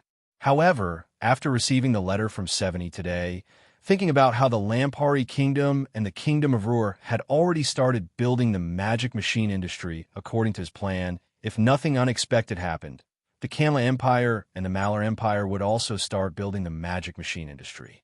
Sui felt that he couldn't hesitate any longer. After thinking about it, Sui stood up and headed to teacher Carmilla's private laboratory. Chapter 875. How do you defeat a magus? Carmilla looked at Sui strangely. Brat, do you not like me or what? Why are you asking me this question in front of me? No. How would I dare dislike you? Sui hurriedly waved his hands. It's just that this question is very important to me. Grandfather, you've trained with the guards many times in the past few days. Do you think they're a threat to you now? Didn't I tell you last time? Carmilla glared at Sui. It would be a lie to say that they're not a threat to me at all. However, this is based on the fact that I'm standing on the spot and fighting with my life on the line. If we fight properly, I'm sure they're not a threat to me at all. So you're saying the guards aren't flexible enough? Sui pondered. Generally speaking, it's a problem of flexibility. Then what about the specifics? Specifically speaking, the current military magic machines are unable to affect space. It's very difficult to truly attack a magus who can manipulate space at will. Even if we fight in a normal space, a magus can use all sorts of magic to easily dodge and avoid the most threatening attacks. In summary, it's very difficult to truly hit them, right? Sui asked. That's pretty much it. Carmilla nodded and then added, of course, with the current power of these military magic machines, even if I stand on the spot and don't move, they won't be able to break through my magic shield even if they attack me with all their might for half an hour. Sui could only roll his eyes. Magi were indeed perverted beyond the imagination of ordinary people. Although the Frestec Chamber of Commerce's military magic machines weren't as crazy as the weapons on Earth, they could definitely be considered powerful. At the very least, after the Kingdom of Ruhr's army was equipped with low-end military magic machines, they could easily defeat the powerful Kamla Empire's army on the battlefield. Even against low-level magi, the current New Flyer guards could easily deal with them. If they were well prepared, defeating an enemy at the level of a great mage would not be a problem. But in the face of a magus of a higher level, he was clearly helpless. Just as Minor Carmilla had said, whether it was power or accuracy, it was a problem. Naturally, it wouldn't be a real threat to an archmage. However, Sui was already mentally prepared for this. Now, he was just getting more accurate confirmation from teacher Carmilla. I say, Brat, why are you so concerned about this? Could it be that you want to make a move on the archmage? Mentor Carmilla asked with a puzzled expression. I'm not crazy. Sui shook his head and spread out his hands as he said helplessly, it's just that the Kamla Empire and the Malar Empire both have several archmages working for them. If we don't have the means to deal with the archmages, then our New Flyer will have to seriously reconsider our policies towards these two empires. This is because we have to be wary of the archmages of these two empires. TCH, I was wondering what you were thinking. Minter Carmilla pursed her lips. Didn't I tell you last time that the Magicians' Union headquarters has a rule that great mages and those above are not allowed to participate in the war of invading other empires? What are you worried about? Or are you so arrogant that you want to attack the Kamla Empire and the Malar Empire? Would you believe me if I said that I've really thought about it? Sui blinked and asked in return. Then do you believe that I'll beat you up at the first opportunity and make you give up on this idea? Archmagus Camilla glared at him and said with a serious look, I'm warning you, Sui. Although the Frestac Chamber of Commerce has developed all these powerful military magic machines, making your Frestac Chamber of Commerce guards very strong, they're still very powerful. However, the Kamla Empire and the Malar Empire are huge empires that have existed on this continent for thousands of years. The strength they contain is far beyond your imagination. Don't think that you can truly defeat them with just a few military magic machines. Do you understand? I'm just joking. Why are you so serious? Sui smiled mischievously and waved his hand. Don't worry, I said that I'm not crazy. How could I really go and attack the Kamla Empire and the Malar Empire? Moreover, these two empires are the two most important business partners in my next plan. I still need to rely on them to make a lot of money. If I go and attack them, how can I do business with them and make money? It's good that you understand. Archmagus Camilla gave a cold snort. After pausing a bit, he continued, All right, I actually understand what you're thinking. Don't worry, as long as you don't do anything stupid, you definitely won't provoke a magus. With the current strength of the new flyer guards, whether it's the Kamla Empire or the Malar Empire, they obviously won't be able to directly attack the Principality of Constantine and destroy the entire new flyer. Moreover, you're not the only one who wants to do business with them. They also want to obtain all kinds of magic machines from you. What are you worried about?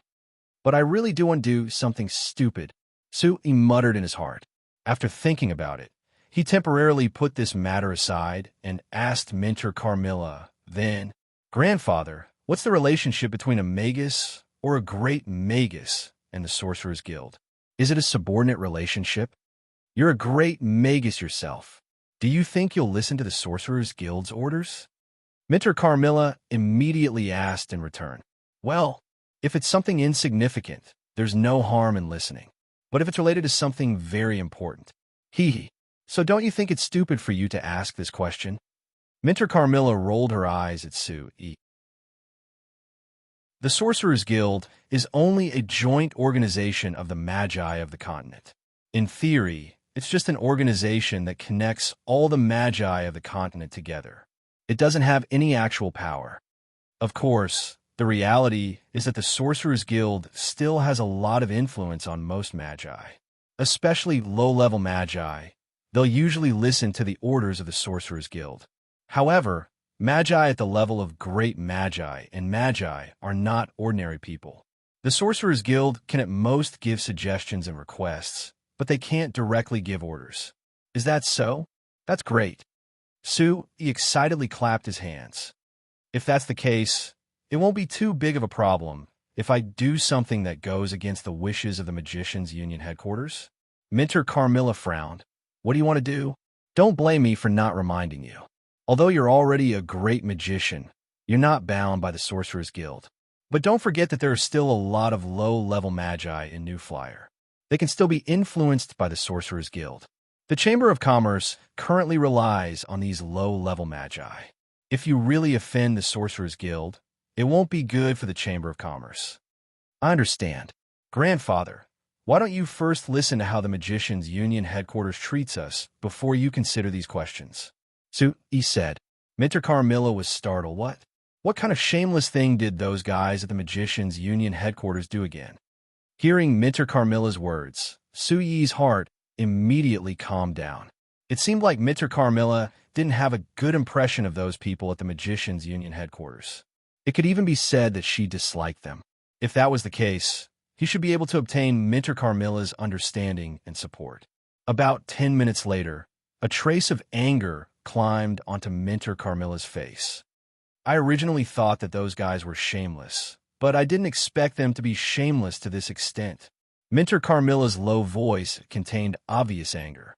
The reason why they passed the patent so quickly was because they were interested in the large amount of patent protection fees. Now that they found out that they could make more money by making magic machines, they actually dared to directly and shamelessly abolish the patent. Very good. They really have refreshed my understanding of their shamelessness once again. Seeing Minter Carmilla full of anger, he was a bit stunned. Although he was sure that Minter Carmilla would side with him and was dissatisfied with the Magicians' Union headquarters finding a reason to abolish the patent protection applied by New Flyer, he didn't think that she would have such a big reaction. How do you plan to respond to their request? Minter Carmilla glanced at Sue E and asked. Of course I can't agree. Sue E shrugged and replied. But the problem is that if we lose the protection of the Magicians' Union headquarters, it will cause a lot of trouble for our company. So I'm thinking about whether or not we should do some remedial measures. Since you've thought of it, then do it. You don't have to worry about the Magicians' Union headquarters. Minter Carmilla waved her hand and said, but the remedial measures that I've thought of may affect the prestige of the Magicians' Union headquarters. I think that the Magicians' Union headquarters will definitely interfere. Sue said. Minter Carmilla snorted coldly. This matter was originally done by those people. They were the ones who attacked the prestige of the Sorcerers' Guild. If this matter were to spread, the entire Sorcerers' Guild would lose face. But I don't want to go against the Sorcerers' Guild right now. So, Grandfather, I need you to help me with this matter. You know more about the Magicians' Union headquarters than I do. More importantly, you are a magister yourself, so you should know more than me. Sue, he said sincerely. Minter Carmilla nodded. Speak, what do you plan to do? Sue, he took out a document from his chest and handed it to Minter Carmilla. This is something that I've been working on for the past few days. It's about setting up a patent protection committee for the magic industry. Chapter 876. Spring was a season where everything grew. In the Marquis of Southgard's territory, other than the wildflowers and grass that grew with the spring breeze, there were also large factories that took up a lot of space. This new magic machine industrial base should have been half finished by the end of last year, and it should have been completely finished by the beginning of this year. But when they were making this plan, the Amsterdam Chamber of Commerce had underestimated the environment of the project. Although they expected the Malar Empire's winter to come earlier than the Lampari Kingdom in the deep south, they never expected it to come this early. Moreover, the winter was several times colder than the Lampari Kingdom, and they never expected the Malar Empire's winter to affect the project this much, so they couldn't finish the project before the end of the year. It was a good thing that the New Flyer and the other magic machine companies that came to the Malar Empire to invest in factories didn't expect to start production in the first year. Although it was delayed, it didn't affect them that much, and it gave them more time to prepare.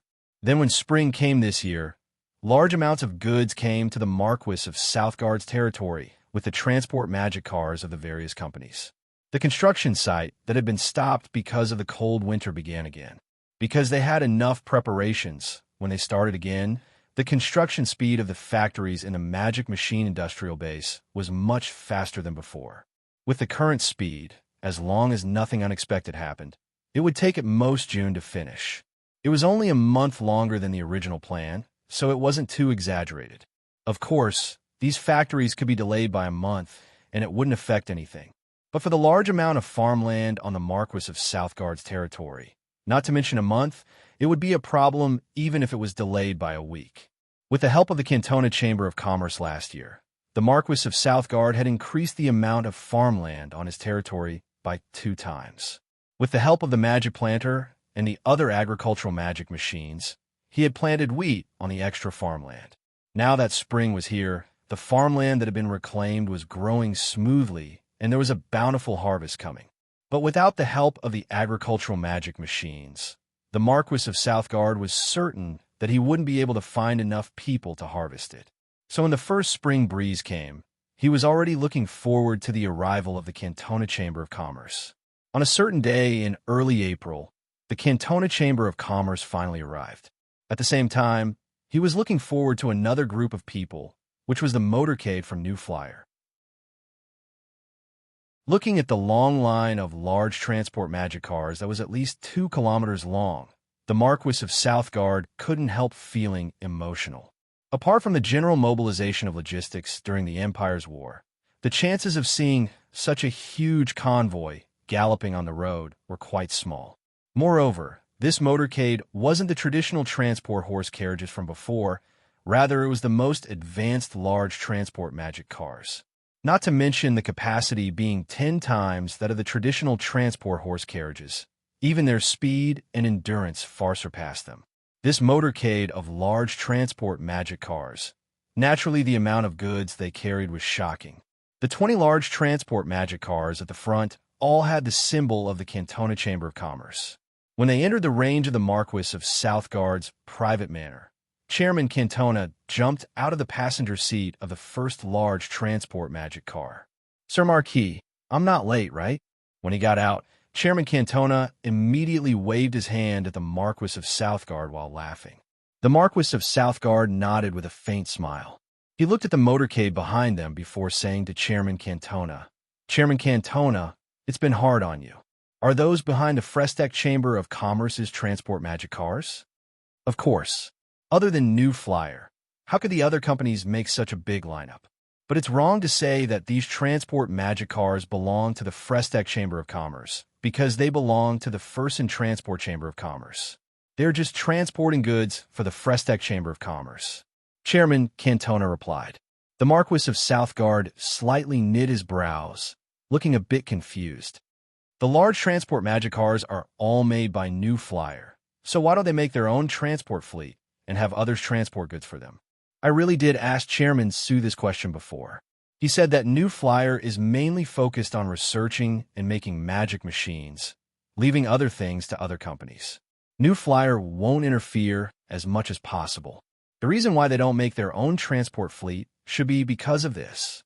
The Marquis of Southgard shook his head, looking a bit confused, but he didn't care about this problem. After pausing, he looked at the motorcade behind them again. "Since New Flyer's motorcade is here, where is Chairman Su? Why don't I see him? It took us 4 days to get here, so Chairman Su is very busy. He didn't want to waste that much time on the road, so he set off after us this time." "If it's calculated," Chairman Cantona replied before turning to look into the sky in the distance. "You should be here by now." The Marquis of Southgard was surprised. Since Su set off after them, how could he have arrived when they had just arrived? When he wanted to ask what was going on, Chairman Cantona suddenly pointed in the direction he was looking. "He's here." The Marquis of Southgard looked in that direction in a daze and found a black dot quickly approaching them from a distance. After a while, the black dot quickly turned into a black cloud. Hearing the faint sound of machines in the distance, the Marquis of Southgard instantly reacted. "Magic airship? So Chairman Su came here in a magic airship?" "That's right. Otherwise, how could he have arrived so quickly?" Chairman Cantona turned back with a smile. The Marquis of Southgard looked at the magic airship in the sky that was quickly approaching, and his expression was a bit strange.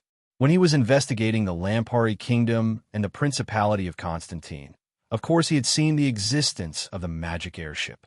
He had even been invited by Su to experience it. He had been surprised by how amazing the magic airship was back then, but when he mentioned that he wanted to buy a few to bring back to the Malur Empire, Su had changed the topic.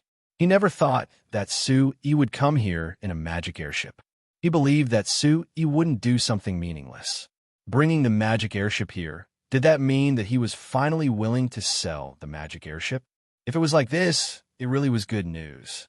"Sir Marquis, you must have many things to discuss with Chairman Su, so I won't disturb you here. I'll go and arrange for the workers to prepare first. There aren't many days until the spring harvest, so we have to hurry." Chairman Cantona suddenly looked away from the sky. That's right." The Marquis of Southgard was surprised, but he quickly reacted. He waved his hand behind him and called Baron Franklin, who had been waiting on the side. "Chairman Cantona, you're quite familiar with Franklin, so I've had him help you with your work during this time. Right? You don't have to rush to work today, just unload the things. I'll be holding a banquet in the manor tonight, so Chairman Cantona, please come." Chairman Cantona laughed. "Sir Marquis' banquet? How could I miss it?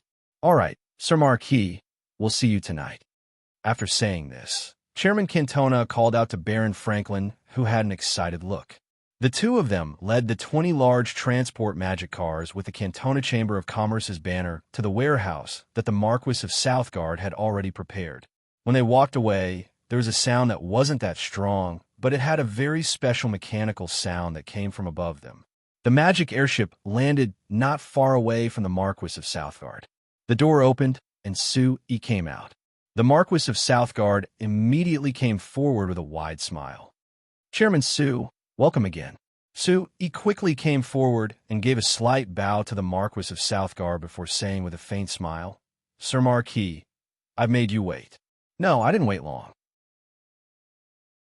Chairman Cantona and the others have just arrived, and Chairman Sue is already here. It can't be that you already made an appointment, right? It was just a coincidence. Sue-E casually replied before turning to look at the motorcade that was parked in the distance. He then said to the Marquis of Southgard, Sir Marquis, how about we take a look at the goods we brought this time? All right. The Marquis of Southgard immediately agreed. Without any hesitation, it could even be said that he quickly walked over to the motorcade in the back. Seeing his quick steps, Sue-E couldn't help smiling as he quickly followed him. Chairman Cantona had taken away 20 large transport magic cars, so there were 73 left. Sue-E brought the Marquis of Southgard to look at the 40 large transport magic cars in front and found that they were filled with all kinds of agricultural magic machines. These agricultural magic machines were all ordered by the nobles of the Malor Empire from New Flyer. Only a small part of them belonged to the Marquis of Southgard, and most of them belonged to nobles who were close to the Marquis of Southgard, but didn't have a chance to cooperate with the Cantona Chamber of Commerce. Of the 33 large transport magic cars, the first 23 were filled with various household magic machines and construction magic machines that the New Flyer had developed. There were also things like bicycles that weren't considered magic machines, but were products made with magic machines. There were less than 5 sets of these things. The goal of this shipment wasn't to satisfy the needs of the Marquis of Southgard, but rather for other uses. As for the last 10 large transport magic cars, they were filled with the things that the Marquis of Southgard cared about the most. Chapter 877. The waterproof cloth covering the trunk of the large transport magic car was pulled open, revealing white packages that were stuffed in the trunk. The Marquis of Southgard took a deep breath and smelled the special smell coming from the white packages. His eyes lit up, and he said in an excited voice, This is all fertilizer? Sue-E nodded with a faint smile. Yes. Sir Marquis, there are a total of 200 tons of fertilizer in these 10 cars, and they all come from the Moonshadow tribe. The Moonshadow tribe's elder Lysania wanted me to send her regards to you when I saw you. That elven elder? The Marquis of Southgard's lips twitched, and his expression became strange. When he was investigating the Lampuri Kingdom and the Principality of Constantine, the Marquis of Southgard learned that the New Flyer was related to the elves and had even set up a company with the elves.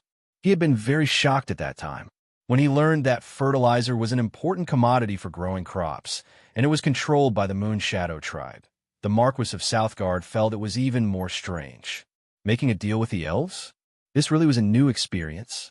But when he came in contact with the elven representatives sent by the Moonshadow tribe and discussed purchasing fertilizer other than their appearance being different from humans, the way they did things was no different from human merchants. If he had to compare, the elves of the Moonshadow tribe were more detailed than the human merchants. The Marquis of Southgard couldn't find a single mistake. The Marquis of Southgard had never seen Elder Lysania of the Moonshadow tribe before, but now that they had a deal, she had specially sent Sue-E to greet him. This really was the standard human way of communicating. It didn't match the style of the proud elf at all. It can't be that Chairman Sue just casually said this, right? The Marquis of Southgard shook his head and threw away these random thoughts.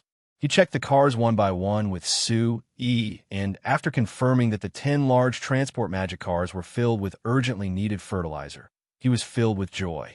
It was about to be the spring planting season. Not only did they open up 300 hectares of farmland with the help of the Cantona Chamber of Commerce, They also had large amounts of fertilizer. If they followed the data from New Flyer and the data from the Marquis of Southgard's own investigations in the Lampari Kingdom and the Principality of Constantine, when it came to the fall harvest, the wheat yield on his territory would increase by 1,000 tons. This was a very shocking number. One had to know that his private territory could only receive a little more than 400 tons every autumn harvest. Now, he could more than double the harvest, which was undoubtedly quite an exaggeration. If it wasn't for the fact that the Marquis of Southgard had personally seen it in the Lampari Kingdom and the Principality of Constantine, he definitely wouldn't have believed such an exaggerated matter. After inspecting it, the Marquis of Southgard waved his hand and had the people who had already prepared help the motorcade unload the goods. He then invited Su Yi into his manor. Chairman Su, the people from the army headquarters arrived yesterday and are waiting inside. Seeing that they were about to enter the living room, the Marquis of Southgard reminded Su Yi in a low voice. Su Yi was a bit surprised. The people from the Malar Empire's army were quite proactive, actually waiting here for him a day ahead of time. Compared to the arrogance and neglect of the Kanla Empire, the performance of the Malar Empire's army could be said to be full of sincerity. Entering the living room, as expected, 3 men wearing the Malar Empire's army uniform were seated.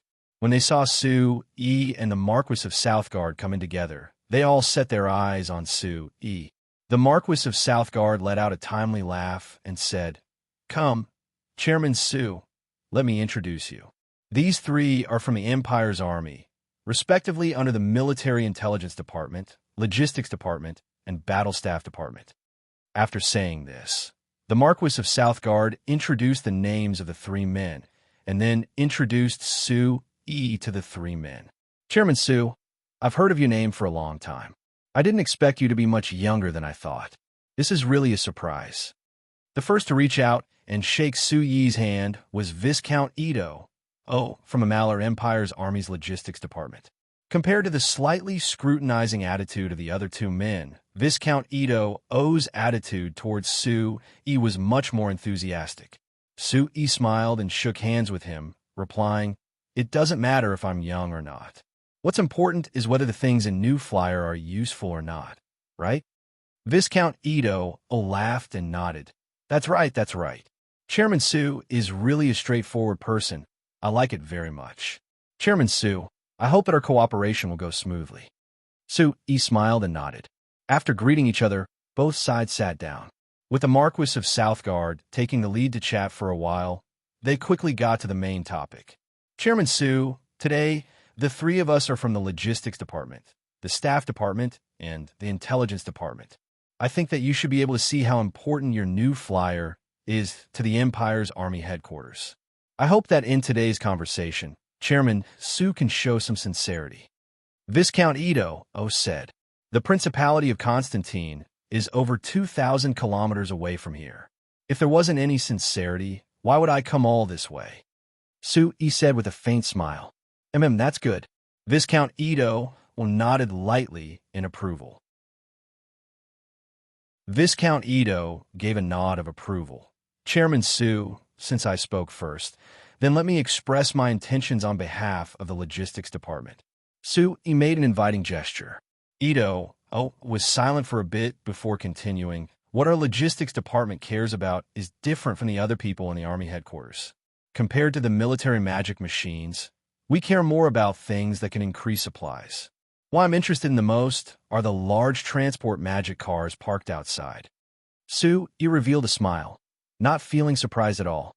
Compared to the traditional horse carriages, the transport magic cars had a clear advantage. Since the New Flyer released the magic cars, it had only been 3 years. The Lampari Kingdom, the Principality of Constantine, the Kingdom of Ruhr, and the other surrounding countries already didn't have any horse carriages. Even if there were, most of them were used by people to reminisce about the past. For the nobles who loved horse carriages before, they had all changed to the more comfortable and faster magic sedans. As for transport, the first and Transport Chamber of Commerce that had completely changed to the transport magic cars had become the largest transport company in those countries.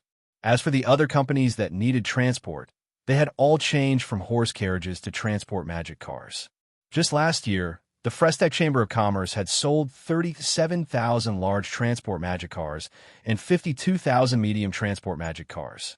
Rather, the sales of the small transport magic cars suited for household use were normal, only selling less than 10,000 units. But adding all together, the new flyer had earned a large profit of over 1 million gold coins from the transport magic cars last year, which could be considered a very important source of profit for the new flyer. To be honest, although I hope that I can provide large amounts of large transport magic cars to your side, with the current road situation of your country, even if you have the large transport magic cars, it will be hard to display their full potential. Sui said. The Marquis of Southgard and the three of them looked at each other with a bit of awkwardness. Sui's words were simply looking down on the Malar Empire, but they had nothing to say. Itro's group of 3 had personally gone to the Malar Empire's southwest province to inspect the roads. After seeing how smooth the roads were, even they couldn't stand the bumpy roads in the Malar Empire. So how could they refute Sui? The Marquis of Southgard had already seen the benefits of roads in the Drake Duchy.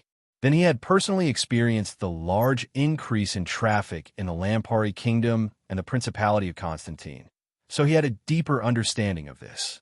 He had already called for more roads in the Empire to improve the road situation, but he had never paid attention to it. Now that Sui had said this, he agreed in his heart, but he couldn't support him because of his face. Cool. As for paving roads, the Empire is actually very concerned about it. So Chairman Sui doesn't need to worry. But this isn't related to what we're discussing today. Chairman Sui, you should know that our logistics department needs to purchase these large transport magic cars to provide logistical support to the armies of the various regions. Since it's used by the army, it's impossible to guarantee that there will be roads connecting everywhere. So I want to ask, can the transport magic cars that your new flyer makes run on bad roads? Itro asked.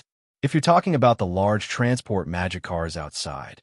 Sui paused and slowly shook his head when he saw the concerned gazes of the 4. I'm very sorry. Although these large transport magic cars can run on bad roads, they don't have powerful off-road abilities, so it's hard for them to meet your requirements. Is that so? Ito exhaled in disappointment. Itro let out a sigh of disappointment. If it's like this, there are few places where these large transport magic cars can be used. After all, the Empire's army can appear on bad roads at any time. It's impossible for there to be roads. Sui revealed a faint smile before shaking his head.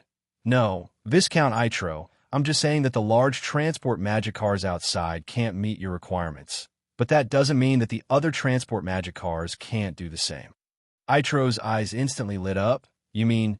Sui took out a document from his bag with a smile. Please take a look. This is the magic car that our company is currently developing that has powerful off-road abilities.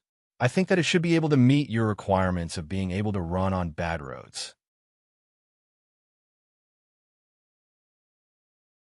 Chapter 878. While Itro was carefully studying the documents on the side, the other 2 people from the army headquarters came to talk to Sui. Different from Itro's specific request, the 2 officers from the Intelligence Department and the Battle Staff Department told Sui that the Army headquarters wanted to cooperate with New Flyer, saying that they needed to inspect the details before making a decision. But Baramov from the Battle Staff Department gave Sui a specific idea from the Army headquarters, which was that they hoped that New Flyer could provide more information on the military magic machines, making it easier for the Battle Staff Department to evaluate them. To put it simply, the Army headquarters wants to know the specific uses of the military magic machines produced by your company, as well as how powerful they are. Also, how easy it is to use them, how easy it is to maintain them, and other aspects. Only after knowing this can the Army headquarters decide if they want to import these military magic machines and how many they want to import. Chairman Sui, do you understand what I mean? Sui gave a faint smile and said with a nod, of course, inspecting the goods is a necessary procedure, so it's very normal. How about this? I have 2 suggestions. 1, you can send some professionals to our new flyer to inspect the military magic machines and see how good they are.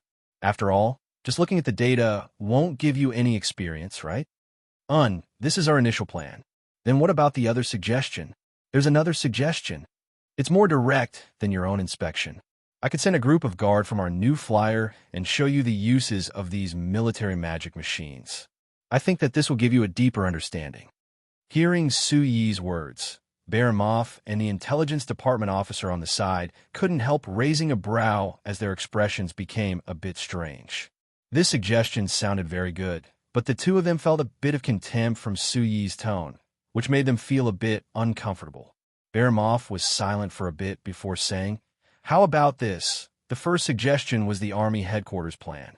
Now that Chairman Su has taken the initiative to propose it, it can be considered a preliminary agreement between us.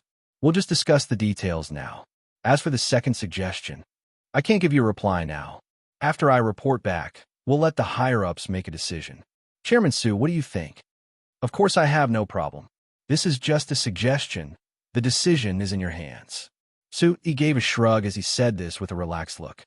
Baron Moff and Su Yi reached an agreement, but the intelligence department officer didn't talk to Su Yi at all. After Baron Moff and Su Yi finished talking, he stood up and pulled Viscount Itro, who was studying on the side, as he left. Viscount Itro was immersed in the data, so he was a bit impatient. When he reacted and saw what the two of them were doing, he finally came back to his senses. But he wasn't in a rush to leave.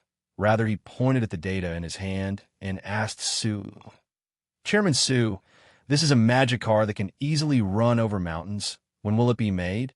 "It's still in the research stage, so I'm not certain when it will be made. But if your side has a large demand for this magic car, we might be able to make it ahead of time." Although Su Yi didn't say it, the meaning in his words couldn't be clearer. Of course, the new flyer could make this magic car, but whether it was fast or slow, it would depend on whether it could make money. There was nothing wrong with this, so Itro nodded to show he understood. He pointed at the data in his hand before pointing at himself and looking at Su Yi. Su Yi spread his hand with a smile. "This data was prepared for your side." Itro took the data without any courtesy before turning to bid farewell to the Marquis of Southgard. "Chairman Su, you should be staying here for a few days this time, right?" Before leaving, Baron Moff asked Su Yi this. "Around a week." "All right. I hope that you can let Sir Marquis contact you at any time, because we will be looking for you soon." "You're welcome at any time," Su Yi said with a smile. After the three left, the Marquis of Southgard didn't discuss the military magic machines with Su Yi at all. Rather, he directly pulled him to the magic machine industrial base on his territory. This new base already had 4 factories in operation. They were a steel mill that belonged to the New Flyer, a steel bar forging factory that belonged to the Ireland Chamber of Commerce, a cement processing factory that belonged to the Amsterdam Chamber of Commerce, and a household magic machine assembly factory that belonged to a company in the Lampari Kingdom. Other than the household magic machine assembly factory of the small company, the other 3 factories were all used by the Amsterdam Chamber of Commerce to pave roads in the Malur Empire. Because the Malur Empire hadn't decided to pave roads on a large scale, the output of these 3 factories were all used by the Amsterdam Chamber of Commerce to build high-rise apartments on the Marquis of Southgard's territory. When the Marquis of Southgard was inspecting the Lampari Kingdom and the Principality of Constantine, he saw these high-rise apartments built exclusively by the Amsterdam Chamber of Commerce in many cities and was very fond of them. Therefore, when he invited the Amsterdam Chamber of Commerce to build a road in the southwest province, he also invited the Amsterdam Chamber of Commerce to build some similar apartments on his territory. It should be said that construction was the Amsterdam Chamber of Commerce's main business, while road paving was a side business. Therefore, after accepting the job of building apartments on the Marquis of Southgard's territory, in less than a year, a total of 6 apartment buildings with 6 floors were erected on the territory. According to the plan, these 6 apartment buildings could accommodate 218 households. The Marquis of Southgard gave these apartments to his loyal subordinates as rewards, which was welcomed by everyone. For these people who could only live in normal wooden houses before, now that they could live in such a high place and have such a spacious, bright, and flat house, it was like they had come to another world. Because the apartments were well received, the Marquis of Southgard immediately gave an order to the Amsterdam Chamber of Commerce to build 20 apartment buildings. At the same time, he accepted the Amsterdam Chamber of Commerce's proposal to build a villa area by the river on his territory. Now the cement, steel, and other products produced by these three factories were all used on the Amsterdam Chamber of Commerce's construction site. As for the household magic machine assembly factory, it could be considered a cooperation project between the New Flyer and the Lampuri Kingdom. This factory in name belonged to a magic machine company that wasn't that famous in the Lampuri Kingdom, but this factory actually belonged to Queen Seveni. This factory would produce all the magic machines that all the magic machine companies in the Lampuri Kingdom could produce, but during production, the magic machine companies in the Lampuri Kingdom that participated in this cooperation would provide the parts and workers. In the end, the products would have the brands of these companies on them. To put it simply, these companies would move their equipment production lines here and create a large household magic machine assembly factory that could produce large amounts of household magic machines at the same time. The first benefit of this plan was that every household magic machine could be quickly assembled here, making it easy for the various magic machine companies in the Lampuri Kingdom to enter the Malar Empire's market. The second benefit was that they only needed to assemble here, so they only needed to ship the parts from the Lampuri Kingdom. Therefore, when they passed the border, they would have to pay much lower tariffs compared to the entire household magic machine, saving quite a bit of cost. As for the various household magic machines that New Flyer would produce, Sui wasn't worried about this because the Shinfei brand household magic machines were far above the other brands, so he didn't need to worry about the high-end market that belonged to them being stolen. Not to mention that he had already signed a supply agreement with several large nobles of the Malar Empire, including the Marquis of Southgard, involving over 300,000 Shinfei brand household magic machines. The total amount was over 1 million gold coins, far surpassing the profits of this factory that hadn't been formed yet. The Marquis of Southgard came with Sui this time because he hoped that Sui could build a household magic machine factory that belonged to New Flyer on his territory. This was because the various Shinfei brand household magic machines that he had ordered from New Flyer were very popular among the nobles of the Malar Empire, allowing him to earn a profit of 130,000 gold coins in one go. The Marquis of Southgard was very clear that since Sui had come to the Malar Empire, New Flyer wouldn't always let him do the purchasing for them. Therefore, he hoped that New Flyer could build a factory on his territory. This was because according to the relevant tax laws of the Malar Empire, all industries on the private territory of nobles had to pay taxes to the nobles that they belonged to. If New Flyer built a factory here, then it would definitely provide a large amount of taxes for the Marquis of Southgard. The Marquis of Southgard pointed at the large open space in front of him and said to Sui, "You see, Chairman Sui, if you build a factory here, the Empire won't levy additional taxes on you. And as the Overlord, I can guarantee that New Flyer will only levy the lowest tax rate. What do you think?" Sui revealed a smile and didn't comment on this. Of course, he was very clear about the Marquis of Southgard's thoughts, and he also agreed with what the Marquis of Southgard had just said. Building a factory here could save a lot of taxes. But there was one factor that made him worried. If a factory was built here, it would inevitably cause the relationship between New Flyer and the Marquis of Southgard to become extremely close. For New Flyer who wanted to enter the Malar Empire, this was a good thing. But for the current New Flyer, it might not be a good thing. The reason was very simple. The private territory of the Marquis of Southgard was still too small.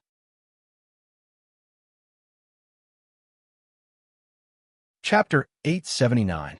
A week later, Sui left the Malar Empire according to the plan. Leaving with him was a small delegation sent by the Malar Empire's army headquarters, which included the clerk of the logistics department, Viscount Itro, who he had met before. This delegation would follow Sui back to the Principality of Constantine to inspect the various military magic machines produced by the New Flyer, making a decision on whether to buy them or not. With the magic airship flying at high speeds, this group of people used just a single day to cross the distance of over 2,000 kilometers between the Malar Empire and the Principality of Constantine, arriving at the headquarters of the New Flyer. When they got off the magic airship, Itro, who was in charge of this delegation, let out a long sigh as he revealed a look of surprise. The people from the Malar Empire's army headquarters behind him were the same as him, revealing looks of surprise. It was clear that they were shocked by what they saw. He wasn't surprised at all. Almost all the people from other countries who came to the Principality of Constantine for the first time would have this kind of look, so he was already used to it. Everyone, this long journey must be very tiring. Please rest at the residences. Our company is prepared for everyone, and we'll discuss business tomorrow. All right? He suggested. The people from the Malar Empire's army headquarters looked at each other before nodding. Although they had taken the magic airship the entire way and the journey had been very comfortable, it was still a long time, so it would be a lie to say that they weren't tired. The nominal leader, Itro, didn't have any objections to this, so he nodded in agreement. But after everyone was prepared, he grabbed Su Yi's arm and said in an excited voice, "Chairman Su, how about you take me to see the magic car you mentioned?" Su Yi looked at him in surprise. "You don't need to be in a rush, right? Moreover, this new magic car hasn't been developed yet, so you can't see anything about it. It hasn't been developed yet, which means that a part of it has already been developed, right? Take me there." After reading the information, the entire logistics department is very interested in this thing. I can guarantee that as long as your new flyer can really be manufactured, our logistics department will definitely place a large order with you. So, Chairman Su, for a big client like us, can't you give us some preferential treatment? He looked at Ito, rather speechlessly, wondering if this guy was also a hidden fanatic motorcycle fan. After thinking about it, he felt that it wouldn't affect him much, so he nodded and agreed. The two got into Su Yi's private magic sedan and quickly headed to the Magic Car Development Center in the northeast of the New Flyer base. When they came through the gate, there was a deep black magic sedan that quickly drove over. Then when it was about to hit Su Yi's magic sedan, it suddenly came to a stop. When it stopped, the front of the car was less than half a meter away from the front of Su Yi's magic sedan, which was a very dangerous situation. Ito, sitting in the passenger seat, had a pale face, but Su Yi acted like he was used to this and didn't have a strange expression at all. He just rolled his eyes before sticking his head out the window and shouting, "Grandfather, can't you drive a bit slower?" A white-haired head popped out of the magic sedan's window and glared at Su Yi before saying with a cold snort, "What are you afraid of? Could it be that you're worried that I'll hit someone?" "I'm not worried that you'll hit someone, but you're always like this. It's very scary, all right?" Su Yi snappily said. "Huh, could it be that you're scared? What a joke." Instructor Carmilla, who stuck her head out, had a look of disdain. After looking over, her eyes fell onto Ito, beside Su Yi, and she revealed a look of understanding. "So there's a guest, what? Where did he come from?" "This is a guest from the Malar Empire. This is his first time here, so I don't want him to be scared," Su Yi explained. "From the Malar Empire?" Instructor Carmilla looked at Ito, again before suddenly saying, "Hey, you can have that kid Su Yi bring you here, so your status in the Malar Empire shouldn't be low, right? Do you know Archmagus Elasta? How has he been recently?" "Archmagus Elasta?" Ito looked at Instructor Carmilla in surprise. As if he thought of something, his expression became very respectful. Could it be that your excellency is Instructor Carmilla?" I am Carmilla. You know me, so you should know Archmagus Elasta. Tell me, how is he now?" Instructor Carmilla kept asking. Knowing that the other side was the most important Instructor Carmilla in the Principality of Constantine, Ito immediately opened the door and walked over. He respectfully gave Instructor Carmilla a bow before replying, "My status isn't high enough to know the Honorable Archmagus Elasta, but I've heard that Archmagus Elasta has been focused on studying some kind of magic, so there hasn't been any other news. That fellow has always been like this, so it isn't strange." Instructor Carmilla thought for a bit before waving her hand at Ito. All right, you and that kid Su, he can go do whatever you need to do. I won't keep you." After saying this, Instructor Carmilla started the magic sedan and instantly disappeared into the distance. Ito was in a daze as he watched the magic sedan disappear into the distance. He was in a daze for a while until Su Yi drove the magic sedan to his side and signaled for him to get in. "Chairman Su, Instructor Carmilla seems to like driving magic sedans? Ito asked after getting in the car. Sui laughed. He doesn't just like driving magic sedans, he also likes driving magic speedboats and magic airships. In short, he likes anything that is fast. What? You think it's strange? No, it's not strange. It's just that thinking that an honorable archmagus like him would like to do these things really is a bit unexpected. Sui laughed. If you knew that Instructor Carmilla often went to race cars, wouldn't you find it even more unexpected? But compared to Ito's question, Sui cared more about Archmagus Alistar that Instructor Carmilla mentioned. Based on Instructor Carmilla's tone, it seemed like she had a good relationship with Archmagus Alistar. Otherwise, she wouldn't casually mention him in front of Ito. It would be great if Grandfather could also bring this Archmagus Alistar to our new flyer.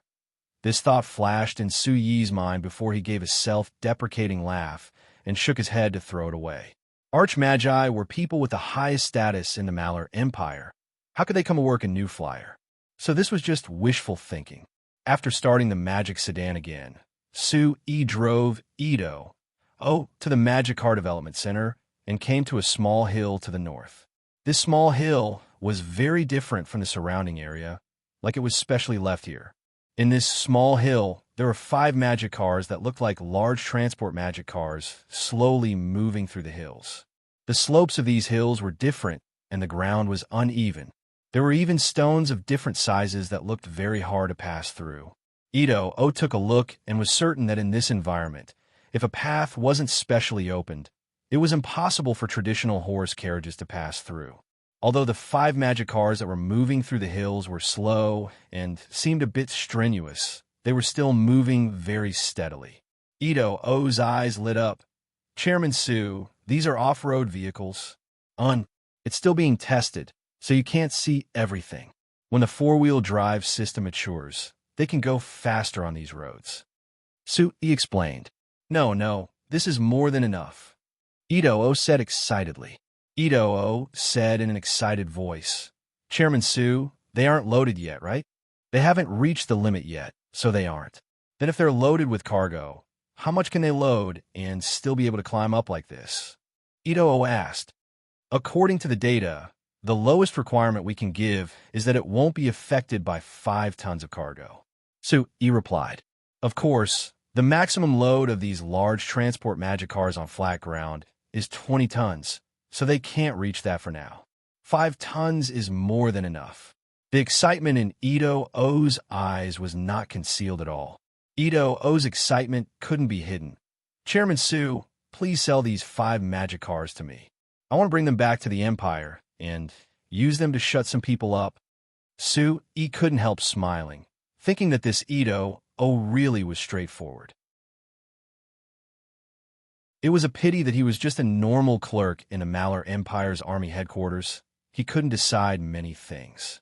But thinking about it, although he seemed like a normal clerk on the surface, since he could become the leader of this delegation and represent the Malar Empire's army headquarters logistics department on this inspection, it could be seen that his position wasn't low. If he could establish a good relationship with him, it would be easier to sell to the Malar Empire's army headquarters. However, after Sui paused, he shook his head and said, I'm very sorry. These 5 magic cars are experimental models. They can't be sold. Is that so? Ito was somewhat disappointed. Ito was a bit disappointed. Without a real example, it would be a bit hard to convince them. If you want to give evidence, you don't need a real object, right?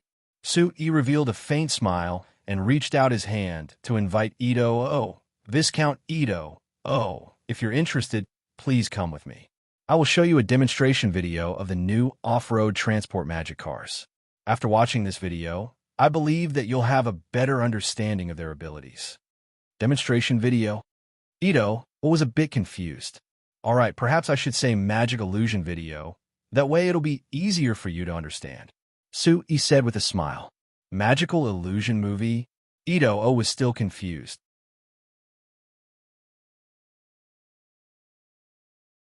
Chapter 880. Finish showing the guest.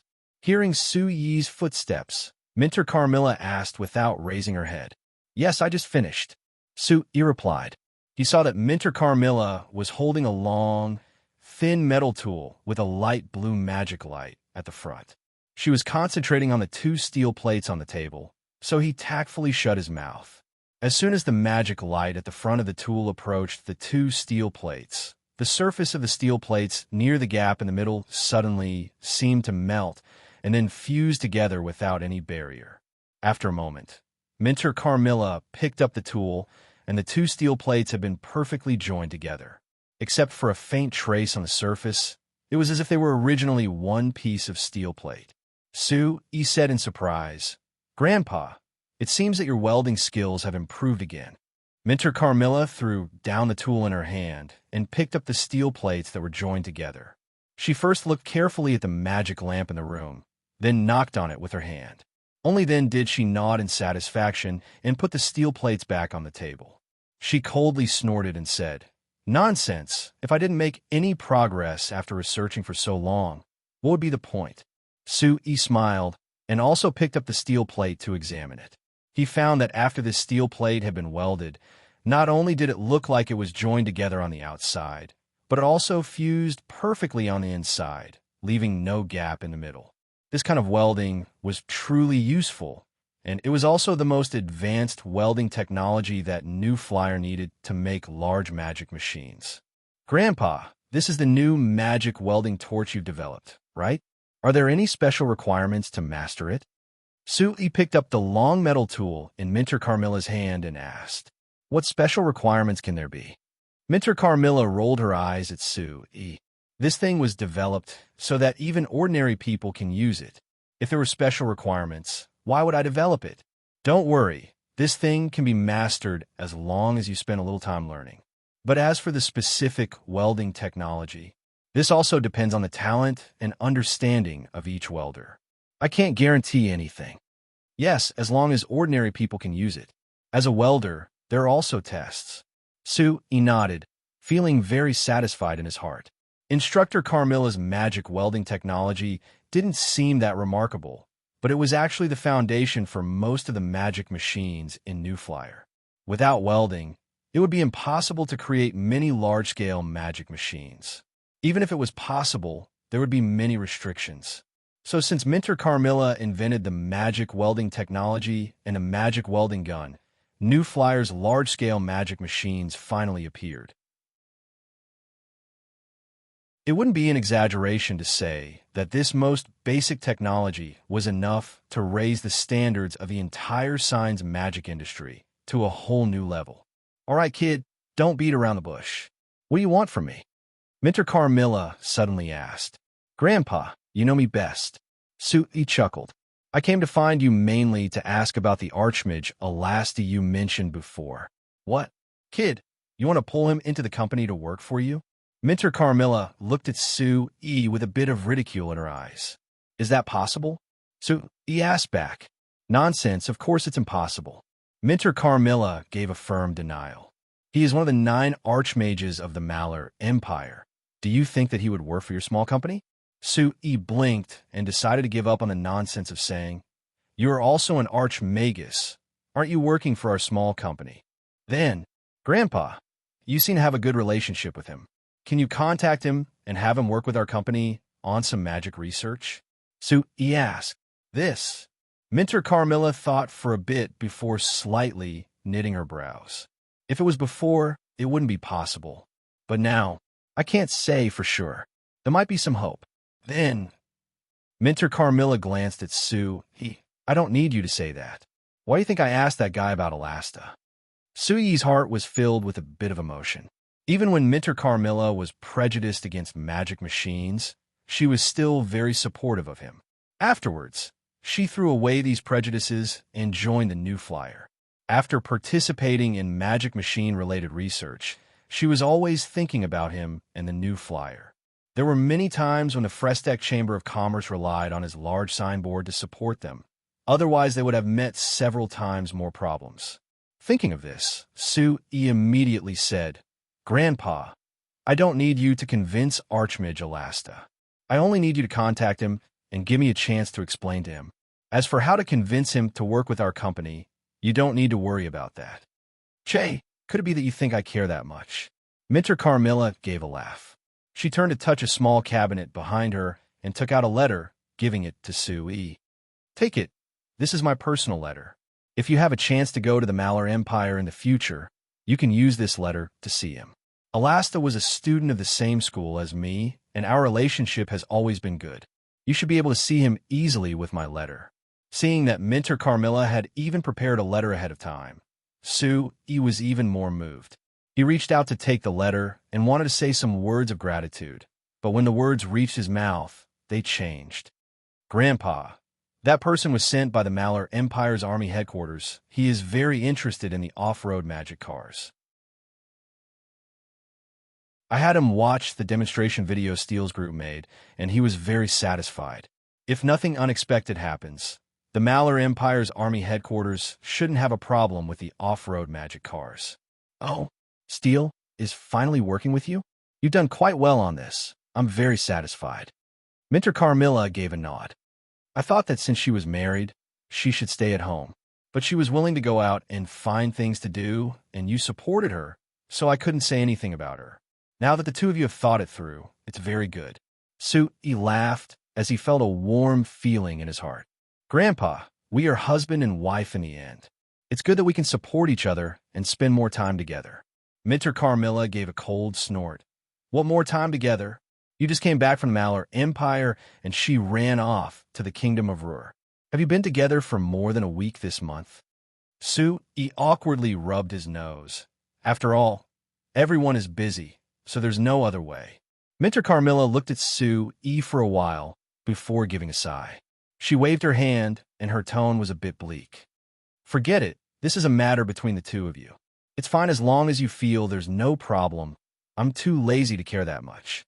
If I have time to care about you, I might as well play with Freya. Hearing Minter Carmilla mention Freya, Sue couldn't help rolling his eyes. Minter Carmilla doted on her great-granddaughter Freya very much. There were many times when Steele couldn't stand it. However, every time he wanted to teach Freya a lesson, he would always be scolded by Minter Carmilla. This gave Sue a headache, and he was always worried that Freya would be spoiled because of this. However, Freya was already 6 years old this year. Although she was a bit naughty, overall she was very lively, cute, obedient, and sensible. She didn't look like a spoiled brat, which made Sue feel a lot more at ease. Of course, to say something proud, this was also due to him and Steele's strict education of Freya. All right, let's not talk about these things. Sue, this time you brought the people from the Malar Empire's military back. Are you planning to sell the military magic machines to the Malar Empire? Minter Carmilla asked again. Yes, that's my plan. Then what about the Kamla Empire? Aren't you going to sell to them? Sue looked deeply at Minter Carmilla and calmly replied, if it's a normal situation, I shouldn't sell to them because we're actually in a hostile relationship. But grandfather, you should be very clear that since I want to sell the military magic machines to the Malar Empire, then I have to sell to the Kamla Empire. A trace of admiration flashed through Minter Carmilla's eyes, and she nodded. It's good that you know. But Sue, do you know that the method you've chosen is very dangerous? Compared to the Kamla Empire and the Malar Empire, whether it's the Principality of Constantine or the New Flyer, they're currently too weak. If you're not careful, you might waste all your previous efforts. Sue revealed a confident smile. Don't worry, grandfather. Didn't you tell me to be more straightforward last time? Although what I'm doing now is as dangerous as playing with fire, there won't be any problems. In the end, the most important thing is still in my hands. The two empires won't be able to shake my foundation. It's good to have confidence, but it's not good to overdo it. I still have to remind you to be more careful. If you fail, losing the New Flyer is a small matter, but if something happens to you, that's a big matter. I don't want to see Steele become a widow. Do you understand? Sue laughed involuntarily. Grandfather, aren't you looking down on me too much? No matter what, I'm at least an archmage. It shouldn't be a problem for me to protect my own life, right? Do you think archmages are invincible? Minter Carmilla glared at Sue. Of course I'm not invincible in front of you, but at least I'm invincible in front of most people on this continent. Sue explained helplessly. What's more, I've prepared a lot of backup plans. Even if the entire signs is destroyed, it doesn't mean that there's no place for me and the entire new flyer.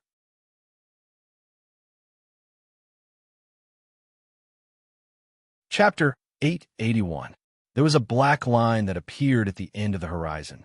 Sir Leslie, we're about to arrive at Paradise Island. Prepare to land. Leslie put down the telescope in his hand and nodded to his subordinates before giving this order. The sailors on the guard ships immediately began to work. After around half an hour, 15 guard ships and 2 large transport magic ships arrived at the harbor that had been built half a year ago on Paradise Island. The residents of the island saw this fleet approaching from afar, but they didn't reveal any surprised or panicked expressions.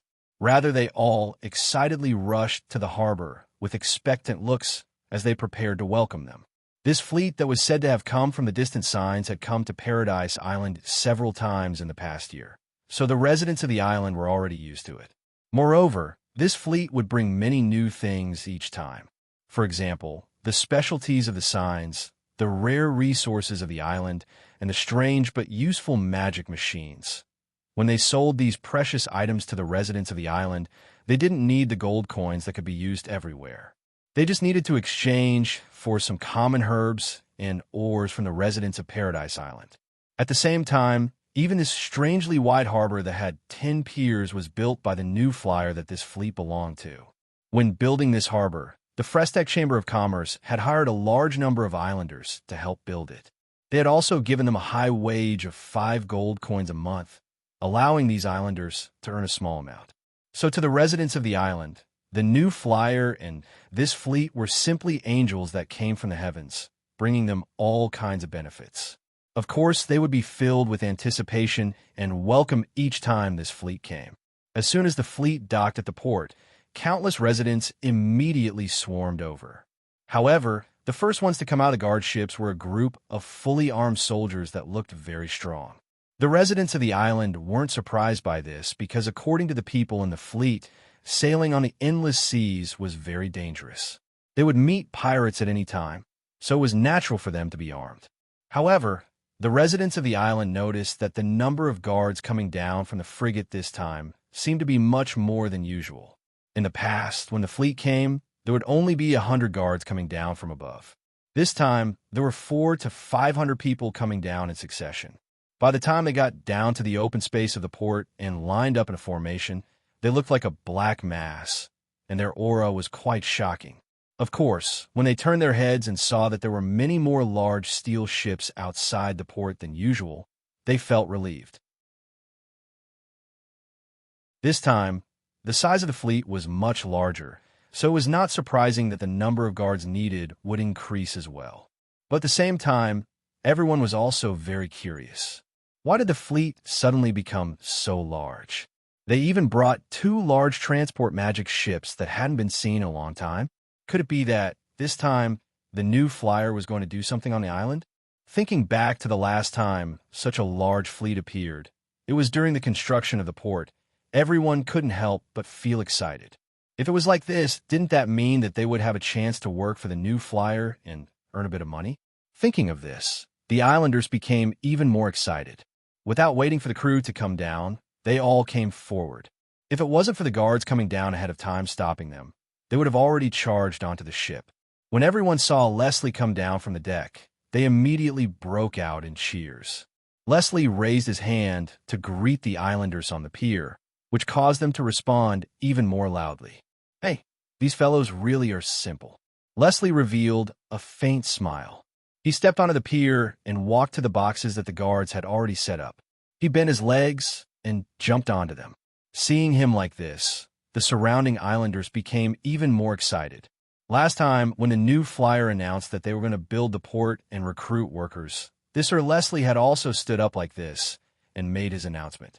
Now that he was in the same position, he must be announcing the same thing. The islanders on the pier surged forward like a tide, surrounding Leslie in the middle. Seeing everyone gather around him, Leslie raised his hands, and the surrounding noise quickly stopped as everyone's eyes fell onto him. Everyone, I have good news for everyone. This time we're planning to open a magic machine component processing factory on the island, as well as a steel mill and a mine, so we're planning to recruit around 2,000 workers.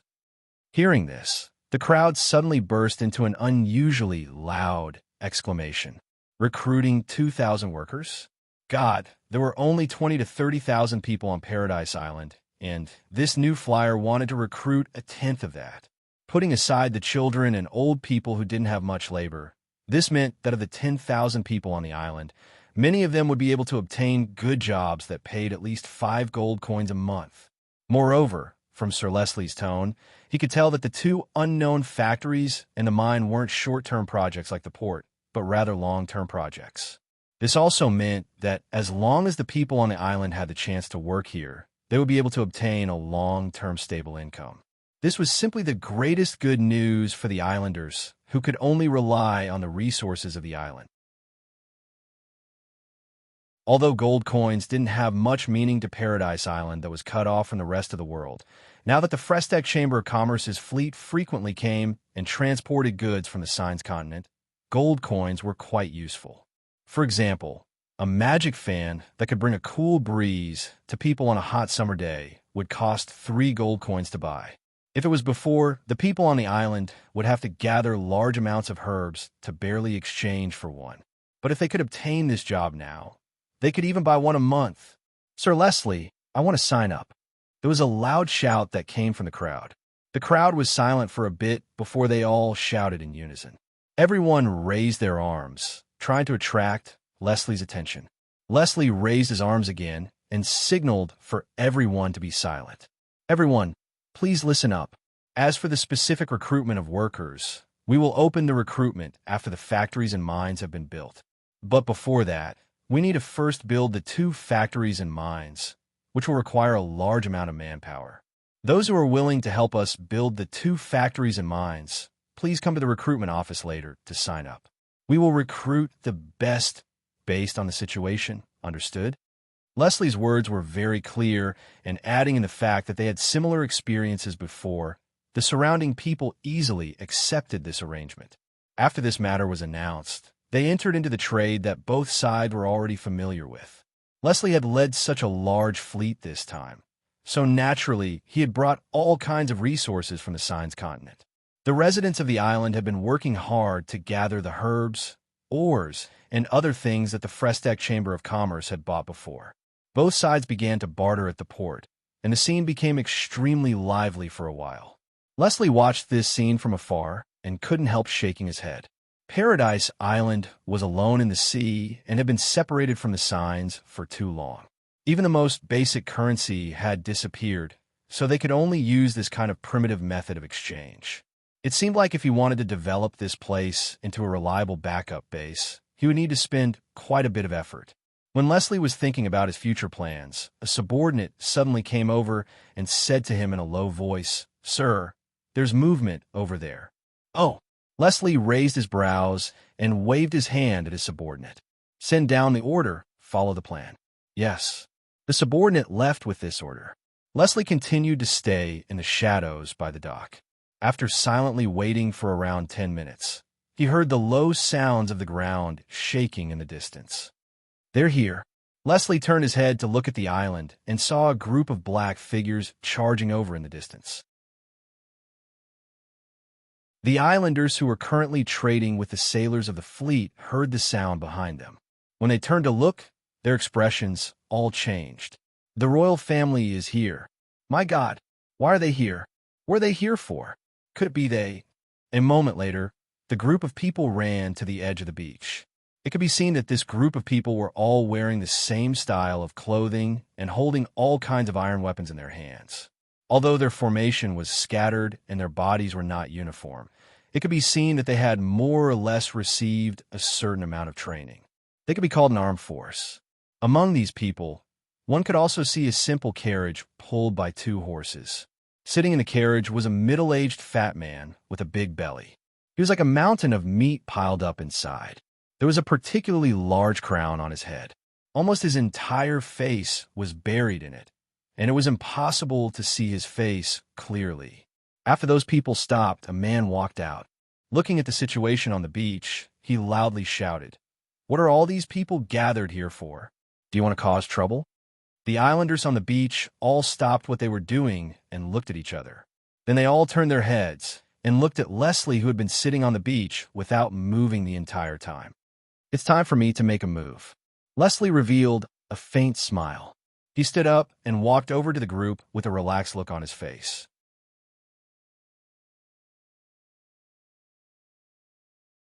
Chapter 882. Everyone on the beach had their eyes on Leslie as they watched him stop in front of the soldiers that had suddenly appeared. "Who are you?" The man who had shouted earlier looked at Leslie with a frown. Leslie looked at him and ignored him as he turned to look at the mountain of meat on the horse carriage. "May I ask if you are His Majesty King Anta?" Roshan's eyes, which were almost completely covered by the fat on his face, opened two slits and glanced at Zhang Lixing. "Who are you?" "Hello, Your Majesty King Antir. I am the leader of this fleet from Signs. I came this time to do some small business with the residents of Paradise Island."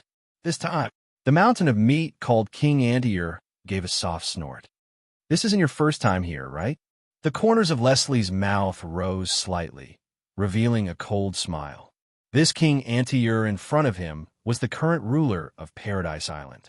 According to the information provided by the residents of the island, they had also come here from Signs a long time ago. It was said that they were the royal family of a certain empire in Signs, so there were quite a few guards that came with them.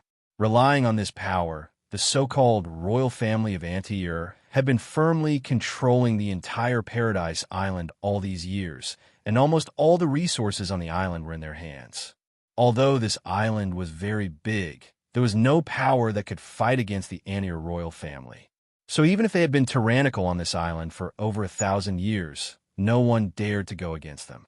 But now that he had personally seen this king, Leslie's heart was filled with ridicule. Based on his appearance, it was true that he had unparalleled power on Paradise Island, but what tyrannical power? As a king, he could only sit in this kind of tattered horse carriage. Even the two horses pulling the carriage were so weak, it could be seen that his living conditions weren't that good. Of course, compared to the poor lives of the other residents on the island, this king could at least feed himself this well, showing that he was living a good life. "This isn't our first time here. What about it?" "Your Majesty, is there a problem?" Leslie asked back. "You dare ask me if there's a problem?" King Antir gave a snort and then took a deep breath. As if he was a bit tired, he pointed at the man who was responsible for shouting. That man immediately continued, "Do you still not understand? This is Paradise Island. Since you're here, you have to follow the rules of Paradise Island." "Then what are the rules of Paradise Island?" Leslie asked with a smile. "Nonsense. The rules of the island is that His Majesty the King is the greatest. You fellows came here to do business with the people of the island. Did you inform His Majesty ahead of time and obtain His Majesty's permission?" "I really don't have that," Leslie admitted very quickly before turning to look at King Antir. "Then Your Majesty, how can we obtain your permission?" King Antir opened his eyes with difficulty and gave a soft snort. He then closed his eyes again, as if he was too lazy to care about Leslie. "Look, you're a smart person and you came from the Signs continent. So don't you know the rules of each country on the Signs continent? Pay taxes. There's no problem if you want to do business on the island, but if you don't pay taxes, don't even think about it." Leslie laughed. "Then what if I don't want to pay?" "Don't want to pay?" The man gave a cold snort and raised his right hand. The 200 large men surrounding him and King Antir of Paradise Island all raised their weapons and pointed them at Leslie. Leslie looked at them with a face filled with contempt. He shook his head and said, "Your Majesty, it seems like you don't understand the current situation at all." After throwing down these words, Leslie also raised his right hand and several hundred figures appeared on the beach, instantly surrounding the 200 people King Antir of Paradise Island brought. The people surrounded were stunned. King Antir of Paradise Island couldn't help straightening his body. He opened his eyes wide with difficulty as he stared at Leslie and shouted, "What do you want to do? Do you want to rebel?" "Rebel?" Leslie couldn't help smiling. "Your Majesty, it seems like not only do you need to lose some weight, you should also study more. The word rebel can't be used in this situation." "Ew." King Antier of Paradise Island wanted to say something, but as soon as he opened his mouth, Leslie suddenly raised his right hand and quickly fell down. So, an arrow flew through the air and accurately pierced King Antier of Paradise Island's throat. It went deep in, and only the tail of the arrow was left outside. King Antier of Paradise Island only moved his fingers, and the upper half of his body that had just straightened up fell down. He slammed into the horse carriage and made a large sound before not moving at all. The beach instantly fell into a deathly silence. After a while, the man who had given the order for King Antier of Paradise Island shouted out in a loud voice with a look of horror, "Heavens above! Quickly kill him!" So, another arrow flew over and pierced his throat with the same accuracy, causing the latter half of his sentence to be stuck in his throat. This man lasted a bit longer than King Antier of Paradise Island, but he could only cover his neck with his hand and let out a few groans before falling down. King Antier of Paradise Island, who had been a bit restless, all stopped what they were doing. They all stared in a daze at King Antier of Paradise Island, who had lost his life, and the man on the ground. After a while, it was unknown who shouted out, and they all scattered. However, they didn't run far before several red lights flew over their heads and fell onto the ground in front of them. Hong, hong, hong, hong. Intense explosions rang out, followed by strong shock waves and dirt flying all over the sky. The scattered people were all stunned on the spot, not daring to move at all. This island is not as big as you think, so don't think about running away. All of you stay here and listen to my orders. Perhaps I can leave you with your lives, otherwise. Leslie's cold voice came from the distance. The subordinates of King Antier of Paradise Island looked at each other before suddenly turning around and kneeling down in front of Leslie. "Your Majesty the King." Perhaps infected by these cries, the islanders on the beach who had been in a sluggish state because of the sudden change in front of them also reacted. They also knelt down in the direction of Leslie. "Your Majesty the King." Looking at the kneeling crowd around him, the corners of Leslie's mouth raised into a smile. He turned his head and looked in the northwest direction. "So if I want to solve this quickly, I still need to use some thunderous means. If it was Sue-E who was too soft-hearted, I don't know how long it would take. #####, it's you." Sue-E sneezed heavily. He couldn't help but rub his nose. He was a little puzzled. Ever since he became a great magician, he had never caught a cold in the past few years. Why did he suddenly sneeze? Is it because I looked up at the sun just now? Sue-E knit his brows as he looked up at the sun hanging in the sky. He felt that the early spring sun wasn't that strong even at noon, so it shouldn't be enough to make him sneeze. "Chairman Sue, are those magic airships the same as the one we rode before?" Itro beside him saw Sue. He suddenly turned to look at the sky and followed his gaze. He saw several magic airships flying in the sky. Right? These are the first-generation magic airships. There's only one model." Sue-E replied. "First generation?" Itro narrowed his eyes and followed the magic airships for a while. When they disappeared into the horizon, he turned back to Sue-E and seriously asked, "Chairman Sue, are you selling these magic airships?" "What? You also want to buy them?" "Of course." Ito nodded with great certainty. Itro gave a certain nod. "Although I know that these things are more expensive than the large transport magic cars, and they can't carry more cargo, just based on the fact that they can fly in the sky, it is enough for them to play an unimaginable role in many situations. Tell me, is your company willing to sell them?" "If possible, of course I want to sell them." Sue-E gave a sigh before helplessly spreading his hands.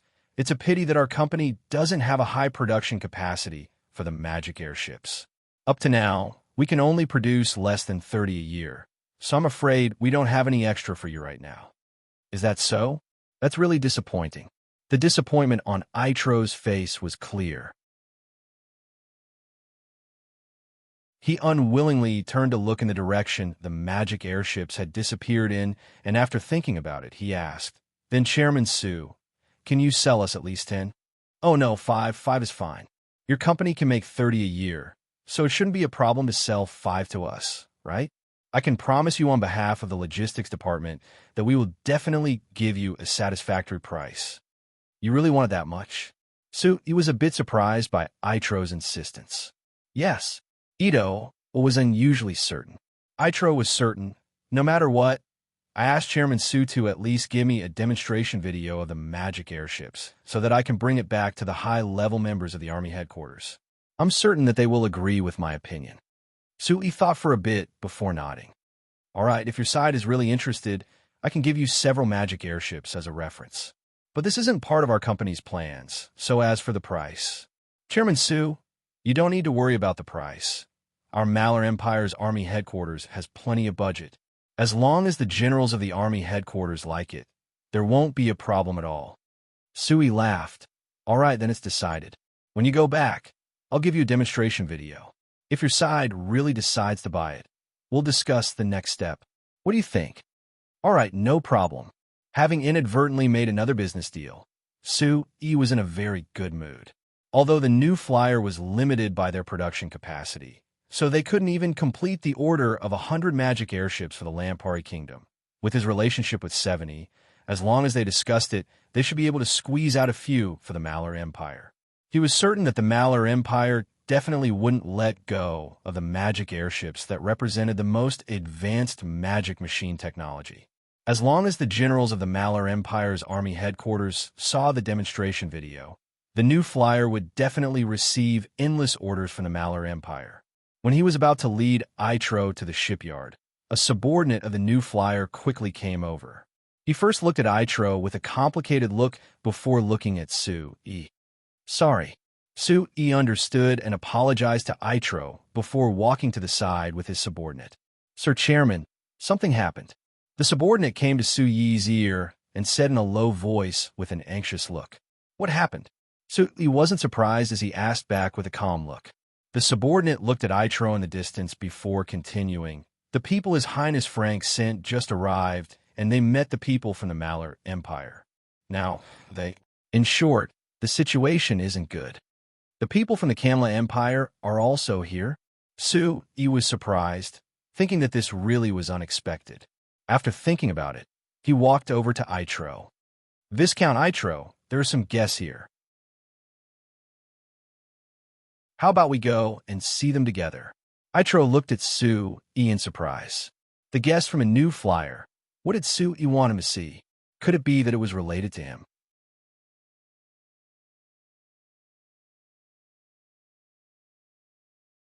Chapter 883. Under the guidance of his subordinate, Sui and Ito arrived at a reception center set up in the center of the new flyer's main base. As soon as they entered, Sui immediately felt that the atmosphere in the air seemed to have stagnated in an instant. The huge reception center hall was unbelievably quiet. Even the extremely soft footsteps of the two female attendants could be heard clearly. Other than the two attendants who were still walking around, almost no one in the hall made any big movements. No matter what they did, they all had a cautious look, as if they were afraid to break the dead atmosphere. Everyone's gazes intentionally or unintentionally fell on the two groups of people sitting across from each other in the hall. However, the gazes of these two groups of people were firmly fixed on the opposite side.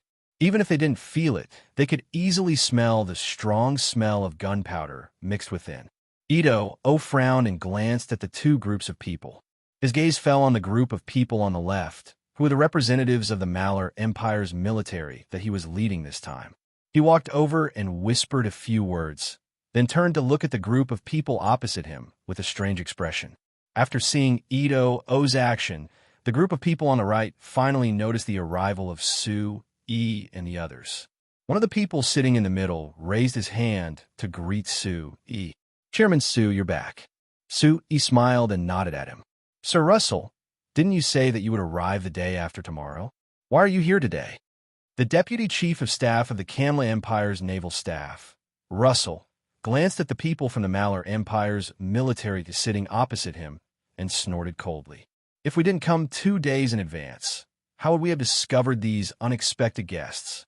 His tone was full of sarcasm. From his expression, it could be seen that he must be quite dissatisfied and even angry.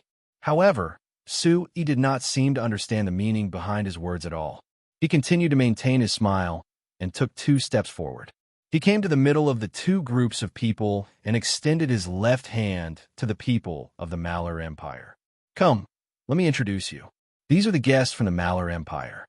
Luo, Su snorted softly. Chairman Su, there's no need for you to introduce him. They're all from the Malar Empire's military. How could I not know? Oh, Su, he turned to look at Ito. Oh, then shouldn't you know these guests?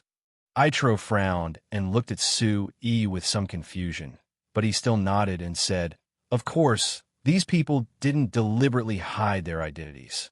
If we still can't recognize them, then it's too unreasonable. Am I right? Respected Canla Empire's Fox of the Forest, Lord Russell. Fox of the Forest. Su E looked at Russell in surprise. Lord Russell, I didn't expect you to have such a nickname. Russell waved his hand. That's just a nickname given to me by others. It's nothing. Lord Russell, it's not right to be so modest. Itro raised his voice. When you were still working for the Kamla Empire's army, our Malar Empire had suffered many losses under your hands. Giving you such a nickname is out of respect for you.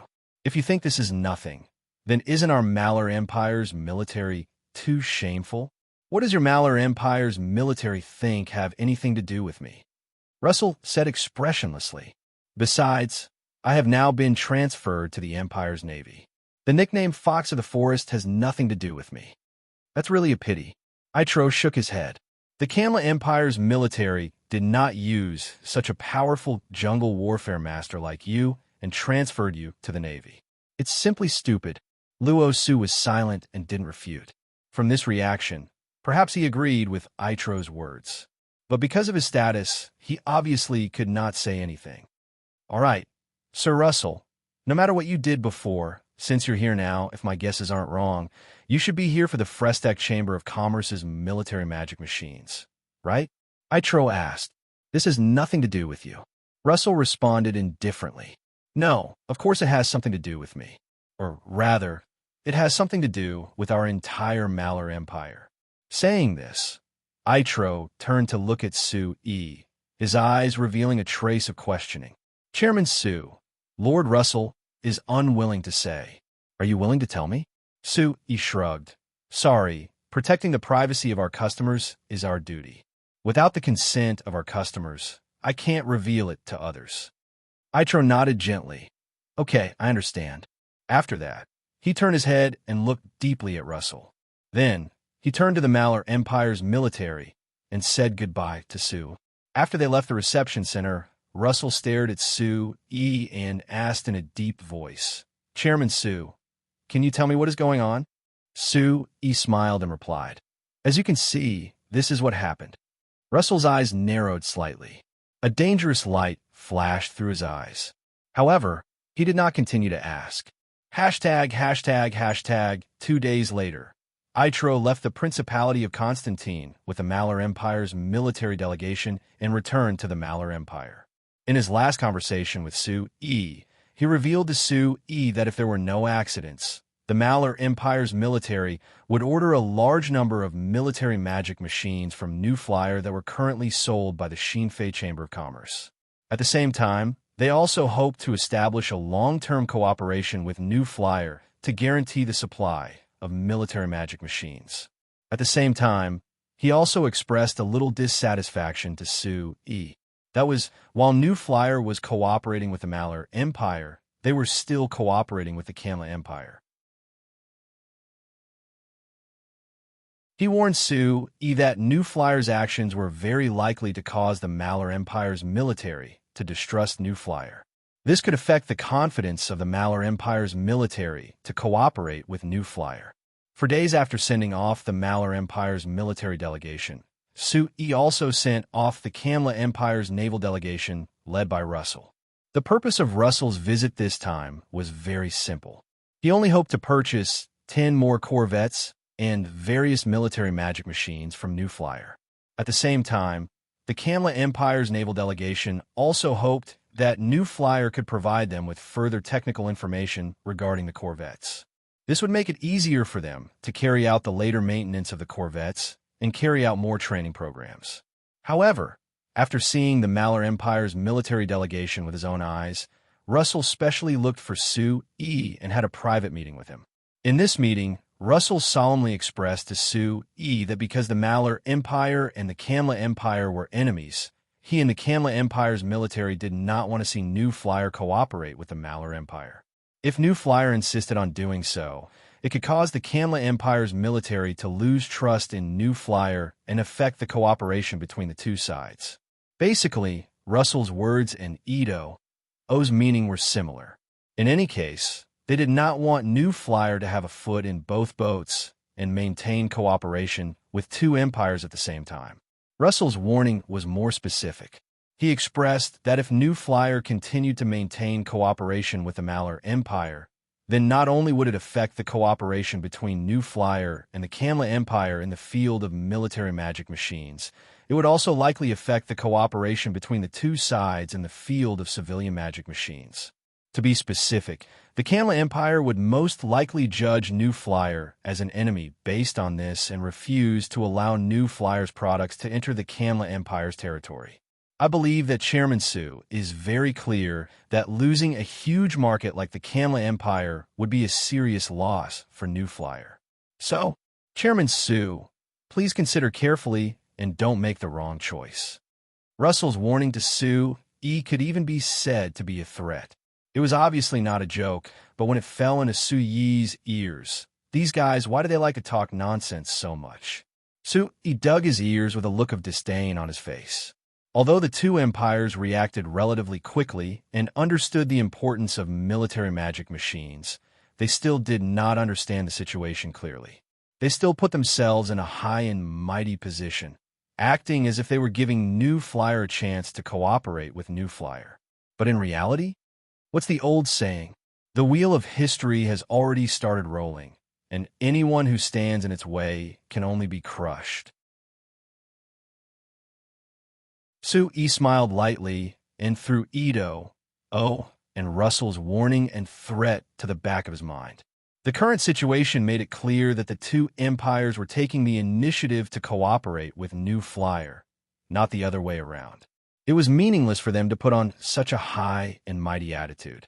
Even if the military of the two empires were dissatisfied and even wary of New Flyer, how could they not do something like this if they did not want to? In particular, the Kamla Empire had suffered great losses in 2 consecutive wars with the Kingdom of Ruhr.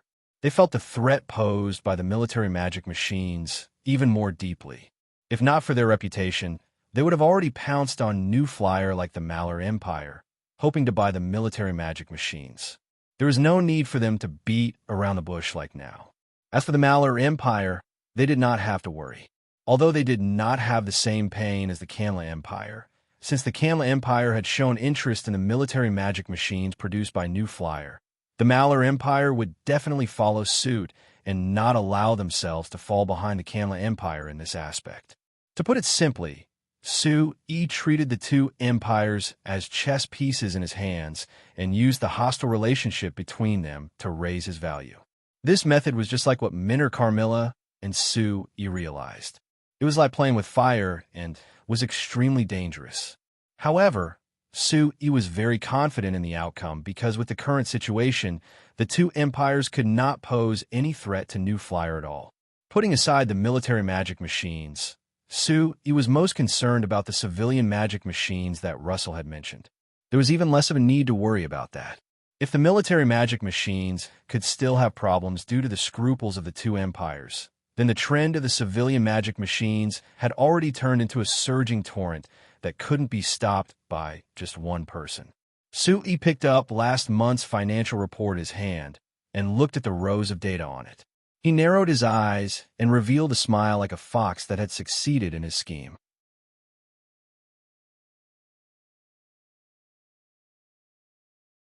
Chapter 884. A large transport magic car was quickly driving on the largest road in the southern province of the Kamla Empire. Pump! The tires rolled over a pothole on the road, causing the entire car to shake. Nasuzu, who was driving the magic car, jumped out of his seat before falling back down. He felt a pain coming from his butt and couldn't help complaining, "What kind of broken roads are these in the Kamla Empire? They're so uneven. After this trip, my butt is about to split in half." Haffer, sitting in the passenger seat, looked like he was already used to it, so he couldn't help laughing when he heard this. Kid, if your but isn't split in half, could it be split in three? All right, stop complaining. You'll be coming here many times in the future. Get used to it. Keep running on this broken road? Nasuz frowned and shook his head. Nasuz shook his head. I say, Uncle, isn't the Kamla Empire richer than our Lampari kingdom? Why aren't they willing to build more roads? Not only is it more comfortable for us to run, it's also faster. You think that this is something that can be done with money? Haffer rolled his eyes at his nephew. He looked at the potholes in front of him and gave a helpless sigh. Although the Kamla Empire is rich, they aren't willing to build roads. So what can we do? This isn't right. Our Lampari kingdom is filled with roads. How could a large empire like the Kamla Empire not know the benefits of roads? Why aren't they willing to build them? Nasuz was still confused. How would I know? Haffer gave a laugh from his nostrils. Haffer gave a snort. Perhaps the nobles of the Kamla Empire like the feeling of riding their horse carriages on these small roads. Nasuz muttered before continuing to drive the large transport magic car forward. Seeing that he wasn't complaining, Nasuz fell silent and began to plan the rest of the trip. Since the Kamla Empire and the Lampari Kingdom signed the agreement, opening the Lampari Kingdom's market to them, in the past month and a half, this was the fourth time he had come to this giant empire. Although it was very hard each time, he had earned quite a bit in the past month by transporting goods from the Lampari Kingdom to the Kamla Empire. This time he had brought his nephew Nasuz along.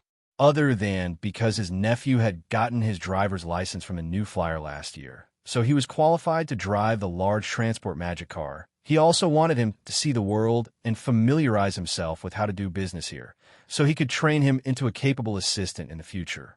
As for the matters between the Kamla Empire and the Lampari Kingdom, a normal small merchant like him naturally didn't understand.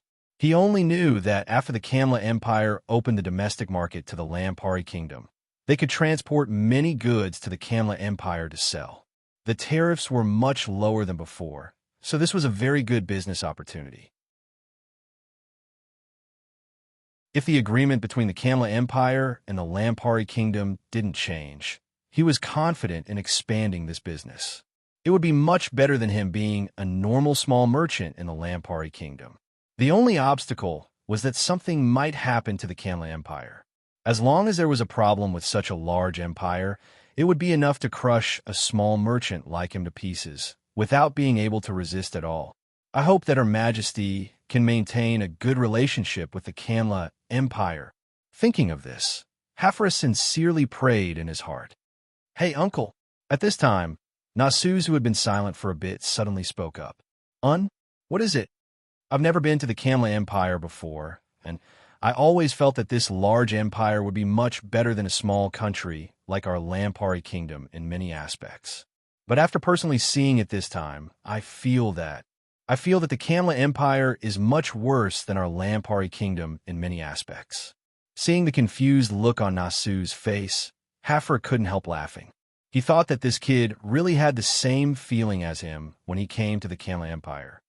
Tell me, which part of the Kamla Empire can't compare to our Lampari Kingdom? Haffer deliberately asked. Let's not talk about anything else. Let's talk about the road in front of us. Nasuz pointed at the road in front of them and said without any politeness, this road should lead to the Kamla Empire's third largest city, Laru City.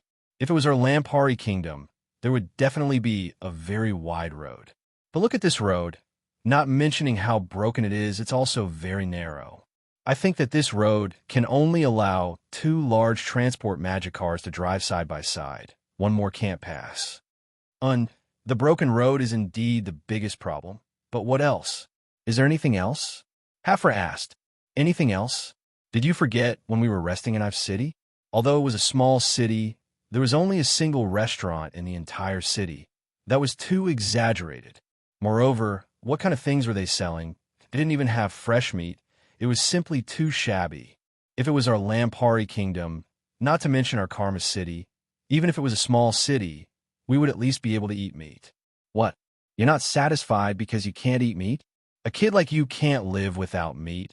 Aren't you afraid that your family will become poor sooner or later? Haffer said with a smile. Che, Can I become poor from eating meat? The pork in Karma City is only selling for 2 silver coins per pound. Even if I eat half a pound a day, it's impossible for my family to become poor. Brat, did you forget how hungry you were when you were young? Hafra rolled his eyes at him. Hafra rolled his eyes at Hafra. Don't forget, the reason why you can eat meat so happily these 2 years is because our Lampari kingdom has a lot of grain, so we can take out enough feed to raise pigs. It's already good that the people of the Kanla Empire have enough grain to feed themselves. How could they have that much free time to raise pigs? Is that so? Nasu scratched his head. Anyway, it's far worse than our Lampari kingdom. Moreover, we want to find a faucet to wash our hands and get some water for the carriage. But in the end, there was no running water in AI Fu City, so I had to run to that old well to get water. Really? What's wrong with letting you train a bit? Hafra shook his head with a smile. You're completely used to the comfortable life of our Lampari kingdom. You're not used to the backward life of the Kanla Empire. Hafra was suddenly stunned. What did he just say? Backward? He actually used the word backward to describe the Kanla Empire so naturally. This was one of the 2 empires of the continent. This was the Kanla Empire that, other than the Malar Empire, the people of the other small countries could only look up to with envy. But thinking about it, Hafra didn't feel that there was anything wrong with it. Compared to the Lampari kingdom, after entering the Kanla Empire, he did feel that there were many inconveniences. For example, the broken roads that Nasus mentioned, the lack of food, the water that required manpower, and the magic cell phone that he was holding in his chest that didn't have any use at all. Everything showed that it was backward. That's right, it was backward. Compared to the Lampari kingdom, the Kanla Empire was backward in many aspects. This wasn't just a momentary illusion, it was the truth. Uncle, what's wrong? Why are you in a daze? Hearing Hafra suddenly not say anything else, Nasus turned to look at him. He found that his uncle's mouth was half open and his face was in a daze, so he couldn't help asking in a curious voice. Nothing. Hafra waved his hand, indicating that there was no problem. However, when he calmed down, he couldn't help having a strange feeling in his mind. The Kanla Empire was backward compared to the Lampari kingdom. If this thought was placed in any other country on the continent, or even the Lampari kingdom from a few years ago, it would only make people laugh. Because this was simply a giant joke.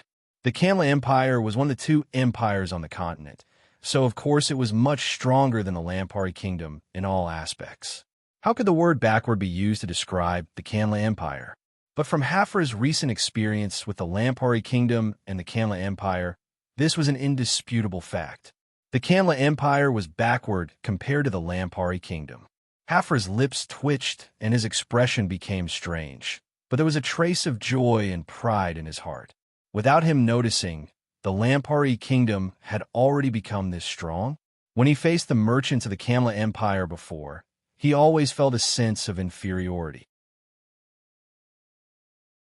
But after thinking this through, he suddenly found that there was a sense of superiority in his heart. What qualifications did the merchants of the Kanla Empire have to put on airs in front of him? They were just a bunch of country bumpkins who hadn't seen the world. This thought made Hafra's mood much better, and he couldn't help breaking out in laughter. Hearing Hafra's sudden laughter, Nasus turned to look at him in surprise. He found that the smile on his face was incomparably happy and his laughter was refreshing, so it could be seen that he was in a very good mood. Nasus couldn't help feeling confused. What was wrong with Uncle?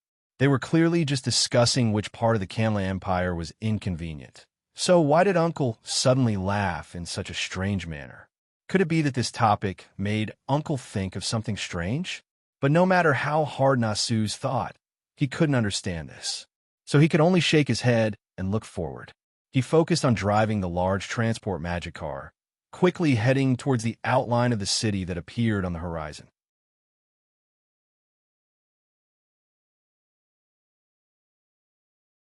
Chapter 885. Half an hour later, the large transport magic car slowly stopped outside the west gate of Laru City. Hafra jumped out of the front passenger seat and ran over to the Laru city guards in charge of guarding the city gate. He had a smile on his face as he greeted the leader of the small team.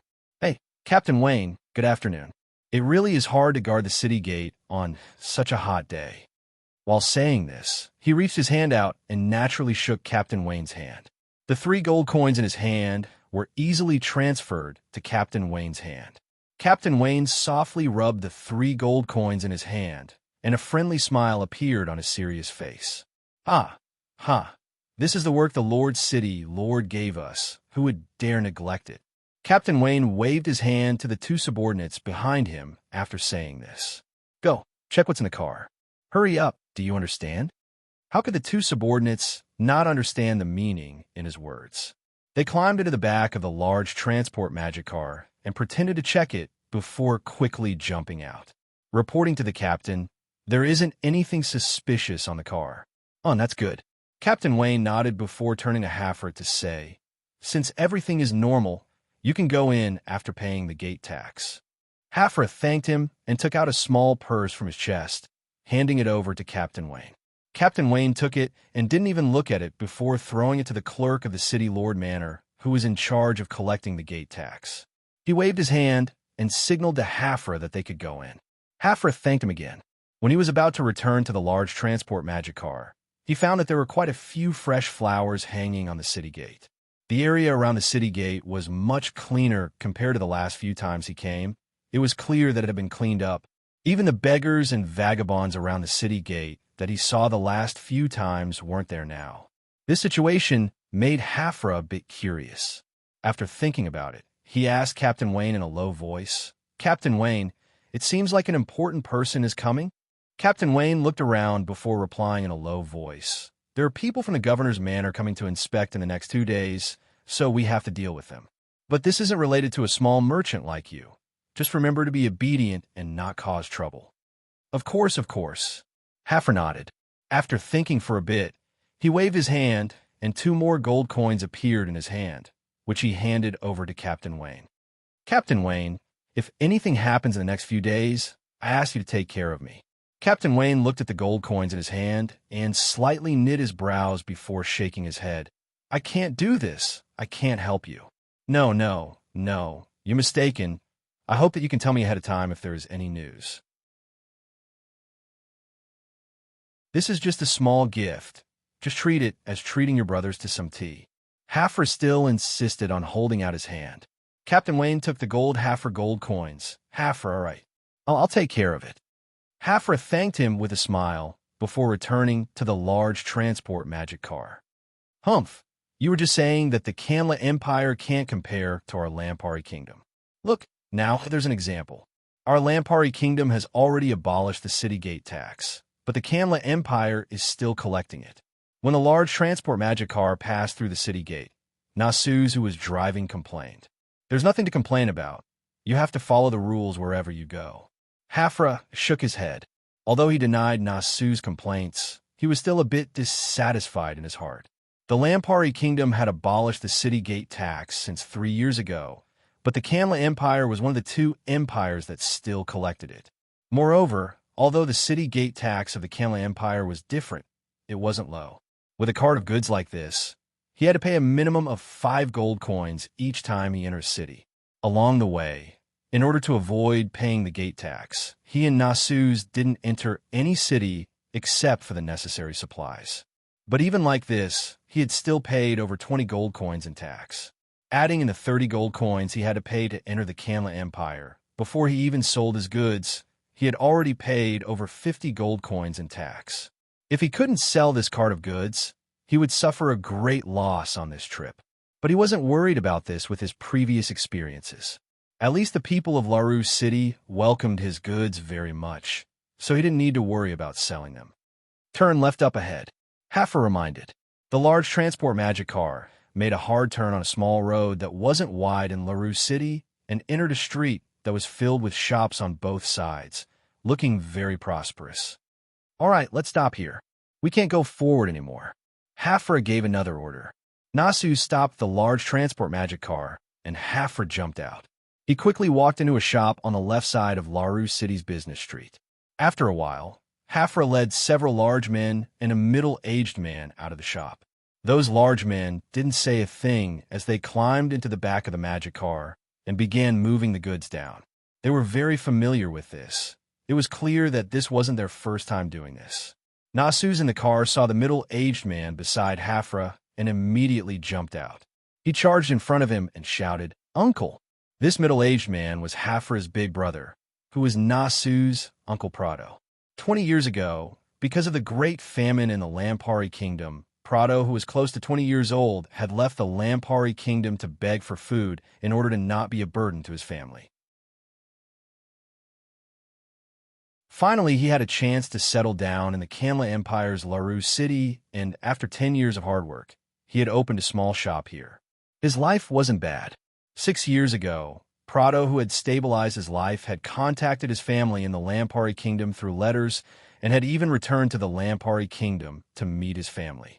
After that, they kept in contact through letters, but because they were too far away, they rarely met. Until the Lampari kingdom and the Kanla Empire signed a new agreement, and the Kanla Empire opened their markets to the Lampari kingdom. Hafra had an idea. He wanted to ship the Lampari kingdom's products to the Kanla Empire to sell, which was considered a real connection. Good kid. Last time you came back, you didn't even reach my chest. I never thought that in just a few years, you would be taller than me. Moreover, you're this strong. Not bad, not bad. Seeing Nasu's spirited appearance, Prado gave a nod of praise. Hee uncle, it's been 6 years. I'm almost 18 now. Of course I'm tall. Nasu's rubbed his head, feeling a little embarrassed. Nasu scratched his head a bit. Then again, I eat meat every day, so of course I'm growing fast. Eat meat every day? Prado was surprised. Prado was a bit surprised. You eat meat every day? Yeah. Nasu's pursed his lips. Nasu's curled his lips. I haven't eaten any meat in the past 2 days, so my mouth is almost bland. Prado looked at Nasu's with a strange expression before turning to Hafra. Has your family's life really become this good? Hafra nodded with a smile. Our Lampari kingdom's life is completely different from before. Big brother, you should go back and take a look when you have time. You'll definitely be shocked. That's right, uncle. The current Lampari kingdom is completely different from 6 years ago. If you compare it, I feel that the Kanla Empire isn't. Hafra suddenly gave a strong cough, cutting off Nasu's words. Big brother, I was being serious just now. You should go back and take a look when you have time. Mom and Dad are old now, and we don't know how long they can live, so they will definitely be happy if you go back and see them.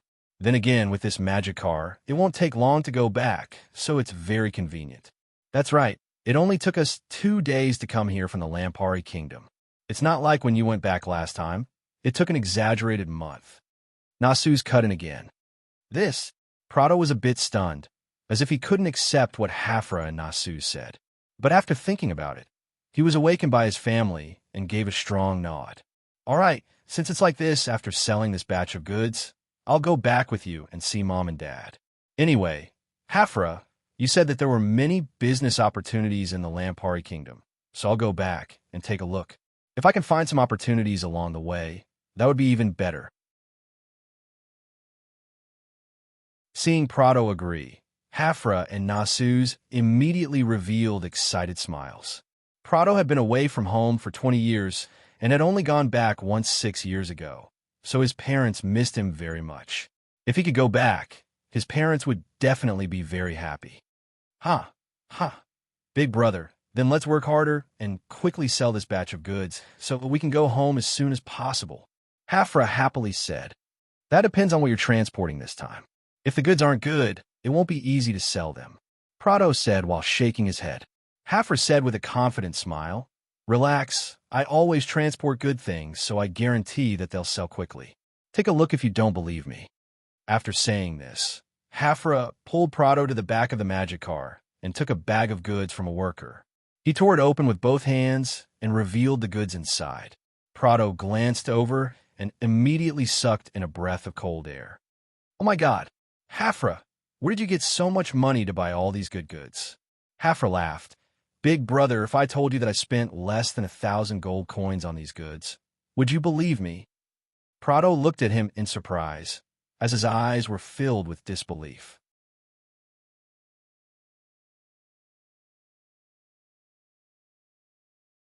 Chapter 886. When the sun rose into the sky, a motorcade of 7-horse carriages slowly stopped outside the gates of Larue City. The city lord of Larue City, Count Nazaps, who had been waiting at the city gate for a long time, immediately went forward to welcome them. Following behind him were the nobles of Larue City with status and status. However, in front of this fleet of carriages, these lofty figures of Larue City all bowed their proud bodies. Even the expressions on their faces carried a hint of humility. There was only one reason for them to act like this. It was because of the family crest on the 7-horse carriages. It represented the number 1 family of the Kamla Empire's southern province, the Windsor family. The one who came to Larue City this time was the current head of the Windsor family. At the same time, they were the subordinates sent by the Governor Duke Windsor to patrol Larue City. Although the status of these subordinates couldn't compare to most of the people here, because they represented the will of Duke Windsor, they had to show enough respect and awe. The first horse carriage stopped in front of Count Nazaps. The door opened, and a middle-aged man who was around 40 years old came out. After seeing him, Count Nazaps couldn't help being surprised. This middle-aged man was the manager of the governor's manor, Amado. Although his position wasn't high, he was a trusted aide of Duke Windsor and was trusted by Duke Windsor. But with his status, he wasn't suited to be a special envoy. Manager Amado could clearly see the doubt in Count Nazap's heart. He came over and whispered in his ear, "Sir Count, the Duchess also came this time. I ask you to properly arrange it." Count Nazaps was stunned. Didn't they say that they would only send an ordinary inspection team? Why did the honored Duchess also come? Just as he was wondering in his heart, the door of the 3rd carriage opened and a young maidservant jumped out. Then, a noble lady slowly and gracefully walked down from the carriage. As the city lord of the 3rd largest city in the southern province, Count Nazaps had seen Duchess Windsor at the banquets of the governor's manor many times, so of course he recognized her with a single glance. He didn't have time to think as he quickly came forward. He gave a serious bow to Duchess Windsor and said with a smile, "Duchess, it really is our Larue City's honor that you can come here." The other nobles of Larue City didn't recognize Duchess Windsor, but seeing Count Nazap's actions and hearing what he said, of course they reacted. They immediately came over and bowed to Duchess Windsor. Duchess Windsor casually waved her hand. "All right, I just came out to relax. You don't need to care about me. Go and do your business." Although she said that, as the Duchess, how could Count Nazaps and the others not be bothered by her presence? So Count Nazaps didn't care about how to welcome the inspection team. He focused on how to welcome and entertain Duchess Windsor. Time was short, so everyone in Larue City was a bit flustered. It was a good thing that Duchess Windsor was very easygoing. She had Count Nazaps skip the formalities, and their group smoothly entered Larue City. "Madam, if you want to relax, I strongly recommend the Alps Mountains 30 kilometers to the east of the city. It is now late spring, and the flowers on the mountains are blooming. The temperature is cool, the air is fresh, and there's a large lawn at the foot of the mountain. You can ride a horse on it. There's a private manor that I've already prepared. After you go there." Count Nazaps and Duchess Windsor were in the same carriage, heading to the city lord's manor while recommending the scenic spots around Larue City to her. Duchess Windsor carelessly listened, occasionally nodding in agreement. This performance made Count Nazaps feel a bit unsettled. It was strange enough that Duchess Windsor suddenly came here. Why did she have this kind of attitude? Did she really come here to relax? Count Nazaps didn't believe it. But Duchess Windsor didn't say much on the way, which made him feel a bit helpless. The horse carriage passed several streets, and when they were about to head in the direction of the city lord's manor, Duchess Windsor, who had been silent the entire time, suddenly pointed out the window. "What is going on?" Count Nazaps looked in the direction she was pointing and saw that the street to the left was filled with people. It was very noisy and very noisy. "Oh, this is the city's business street. For so many days today, perhaps there's some activity going on in the business street? This is a normal thing since this business street is the busiest place. Most of the people from the surrounding cities come here." "No, Duchess Windsor shook her head and cut Count Nazaps off. If it's a normal activity, it's impossible to attract this many people. Moreover, look, these people are all holding the same thing. It seems like they bought it from the same store. Count Nazaps was startled as he focused his gaze. He discovered that the people who had squeezed out of the crowd were all holding a few pieces of brightly colored clothing. It was obvious that they were all from the same clothing store. "Go and ask what is going on," Duchess Windsor suddenly said. Count Nazaps was feeling that Duchess Windsor's observation skills were this good, but when he heard this, he was surprised again. Why was the Duchess this curious about this matter? It really was a bit strange. But of course, he wouldn't go against Duchess Windsor's wishes. He found 2 city lords' manor guards and had them ask clearly. After a few minutes, a guard came back to report. "Lord City Lord, it said that there is a store selling clothes on the business street that is holding a promotion. The lowest price for each piece of clothing is 50 silver coins. They started advertising it 3 days ago, and because it's cheap, they attracted this many people to buy it today. A piece of clothing is only 50 silver coins." Count Nazaps and Duchess Windsor looked at each other, seeing the surprise in each other's eyes. Although the clothes the two of them normally wore weren't of the same grade as the clothes of the commoners, that didn't mean that they didn't understand the price of commoners' clothes. In the market price of the southern province, even if it was made of normal cloth, it would cost at least 2 gold coins. This price was something many commoners couldn't afford, so most of the commoners would just make their own clothes and wouldn't spend money to buy it. Over time, most of the tailor shops stopped making clothes for the commoners. They only made clothes for the wealthier nobles and merchants. Naturally, the price was higher. Now, this store was selling it for 50 silver coins each. Weren't they afraid of losing blood? "Buy a few for me to see." Duchess Windsor gave the order. Count Nazaps gave the guard a look, and the guard immediately squeezed in. "Count Nazaps, your LaRue City actually has such an interesting company. It really is unexpected." Duchess Windsor suddenly said this to Count Nazaps with a smile. Seeing the smile on Duchess Windsor's face, Count Nazaps' heart tightened. He could only say with a smile, "These merchants always have strange ideas. Is that so?" Duchess Windsor suddenly turned to the west with a complicated expression, not knowing what she was thinking. Seeing the expression on her face, Count Nazaps tactfully didn't say anything. After a bit of silence in the carriage, the 2 guards came back at the same time with a pile of clothes in their hands. Duchess Windsor and Count Nazaps looked over these clothes and gave a sound at the same time. They could tell with a single glance that the workmanship of these clothes wasn't bad and the material wasn't the lowest quality linen. Rather, it should be the cotton that many commoners liked.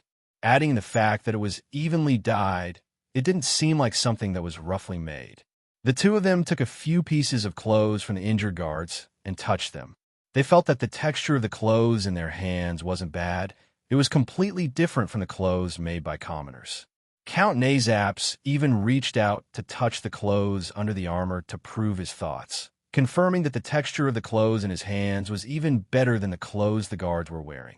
It had to be known that the wages of the guards under him weren't low, and the clothes they wore were much better than what commoners wore. These clothes actually sold for less than 50 silver coins. This was too unbelievable. Duchess Windsor, on the other side, was paying attention to something completely different from Count Nazaps. She just touched it and immediately confirmed that the fabric of these clothes was fine. It definitely wasn't of normal quality. And after seriously looking at the details of the clothes, she found that the stitching of these clothes was also fine. Each needle hole and thread was exactly the same, looking very neat. Not mentioning anything else, just based on this kind of needlework, it was enough to become a high-level tailor in any city in the southern province. The clothes they sewed definitely wouldn't be cheap. After a pause, Duchess Windsor opened the clothes in her hands, and after taking a look, she couldn't help calling out in surprise. This dress was a long dress. Not only was the material of the dress exquisitely made, but even the design looked extremely exquisite. The design looked very simple at first glance, but if one looked closely, They could see a trace of luxury hidden in the various details. Just based on the design, it couldn't compare to the dress in her hands that was designed by the top designer of the Kamla Empire and sold for 800 gold coins, but it wasn't that far off. Duchess Windsor was certain that with this outstanding design, if it was changed to a more expensive fabric, as long as it had fine workmanship, it would definitely sell for no less than 500 gold coins in any city in the empire. But now, how much is this dress? Duchess Windsor asked the two guards. The two guards scratched their heads. We didn't ask clearly, we just gave them 10 gold coins, and they let us pick 10 pieces. Duchess Windsor and Count Nazaps were both surprised. 10 gold coins? 10 pieces? The two looked at each other, and they could see the disbelief in each other's eyes. Such a good dress only sold for 1 gold coin? Do you want other tailor shops to survive?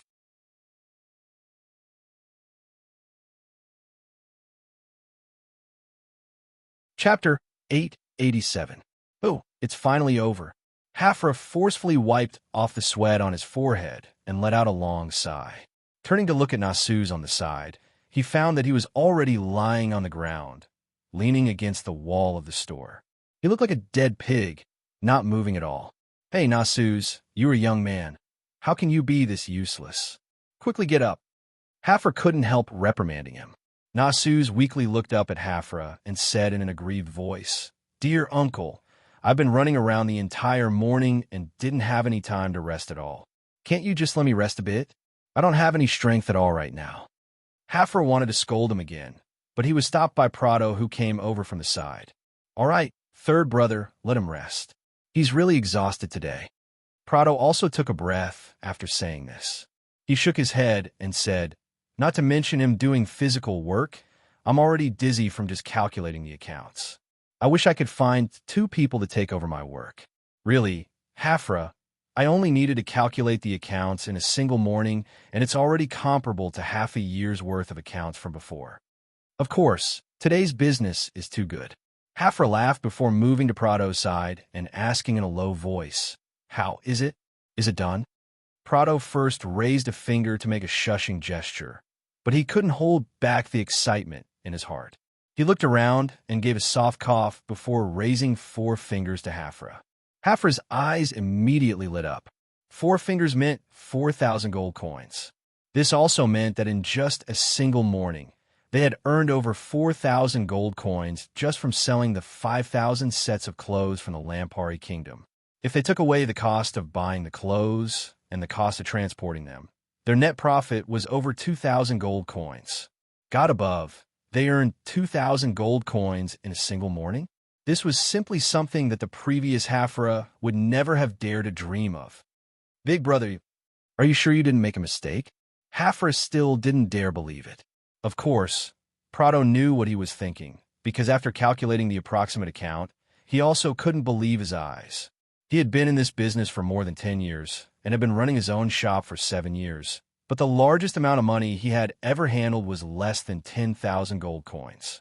Moreover, the biggest account was the year-end account every year, which included the operating conditions of the whole year. Today, he personally recorded the accounts bit by bit, including the business situation of just one morning. It was completely different. According to the account, they had earned more than 2,000 gold coins in just one morning. If there was such a grand occasion every day, wouldn't he be able to earn more than 4,000 gold coins a day?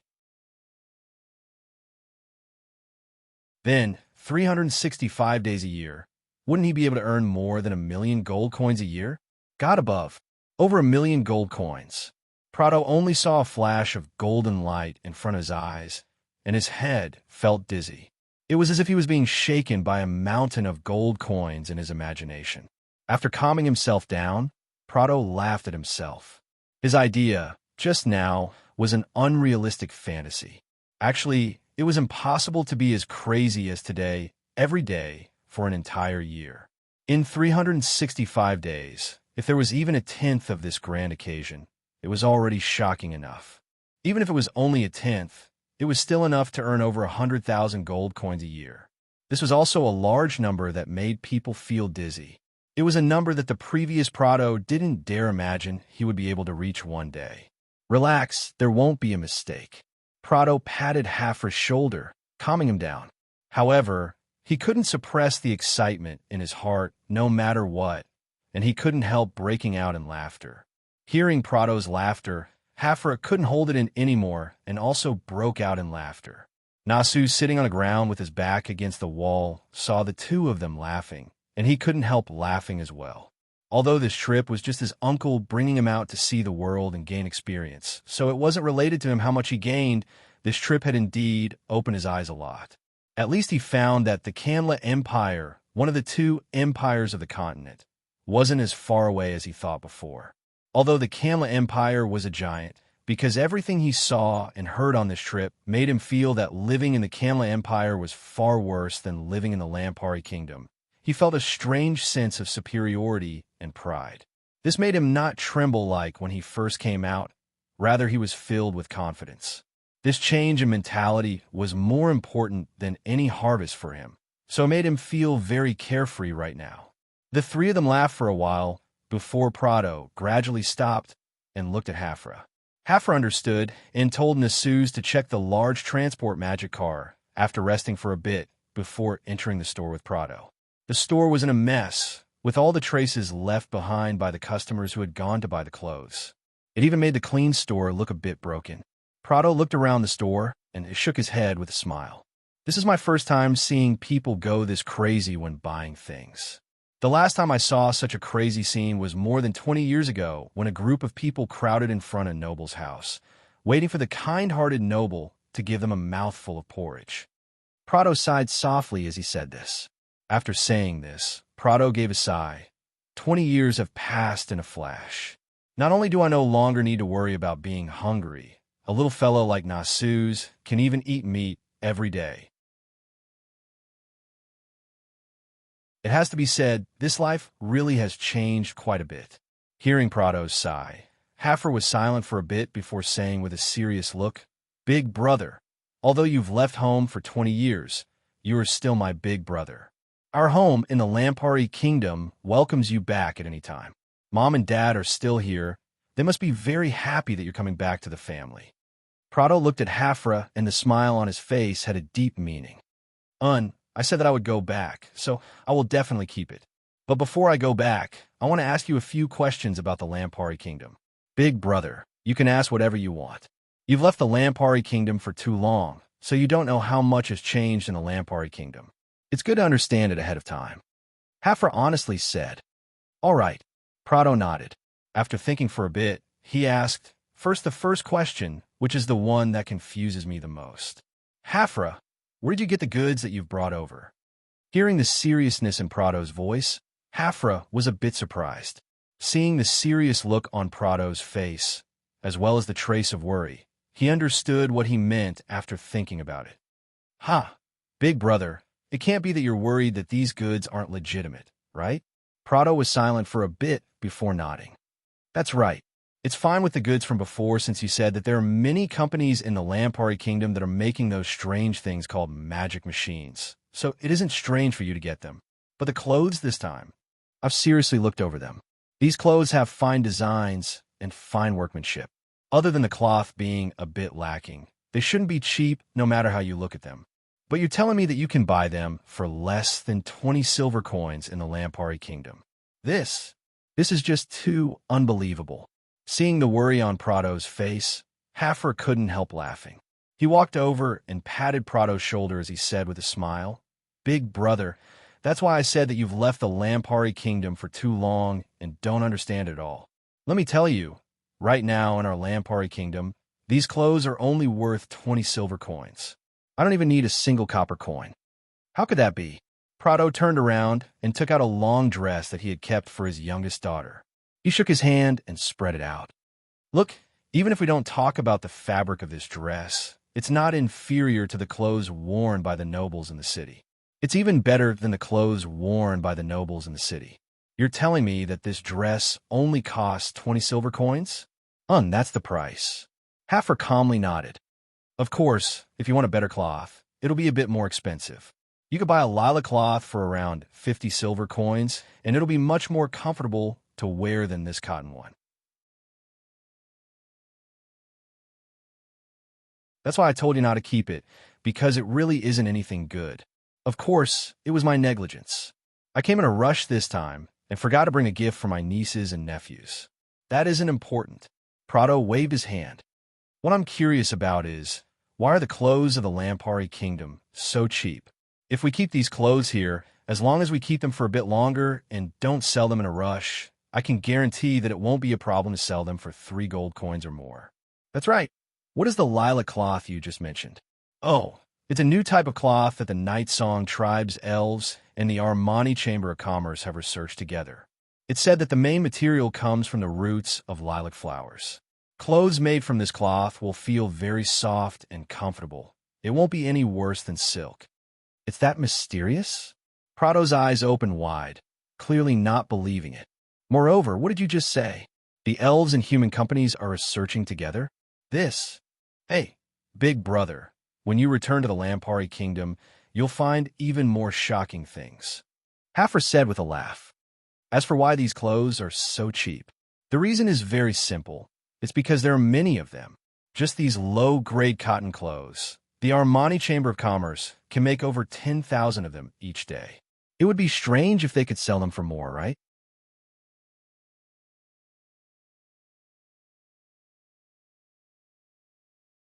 Chapter 888. Over 10,000 pieces a day. Prado couldn't help taking a cold breath. He ran a clothing store himself, so of course he had a better understanding of this than normal people. As far as he knew, there were 23 tailor shops in Laru City. If he gathered a total of 300 tailors from these 23 tailor shops together and asked them to sew clothes day and night without stopping, he was afraid that they would only be able to make no more than 500 pieces of clothing in a day. However, the Armani Chamber of Commerce could make over 10,000 pieces a day, and each piece was made with such fine workmanship. This was simply incredible. This Armani Chamber of Commerce. What kind of magic do they have? Prado couldn't help asking.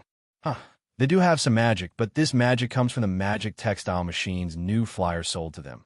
So most of the credit goes to New Flyer. New Flyer again? Prado slightly knit his brows. He had heard this company's name from Hafra no less than 100 times. Whenever they talked about the Lampari Kingdom, Hafra would always mention it. It was like everything in the Lampari Kingdom was related to this company.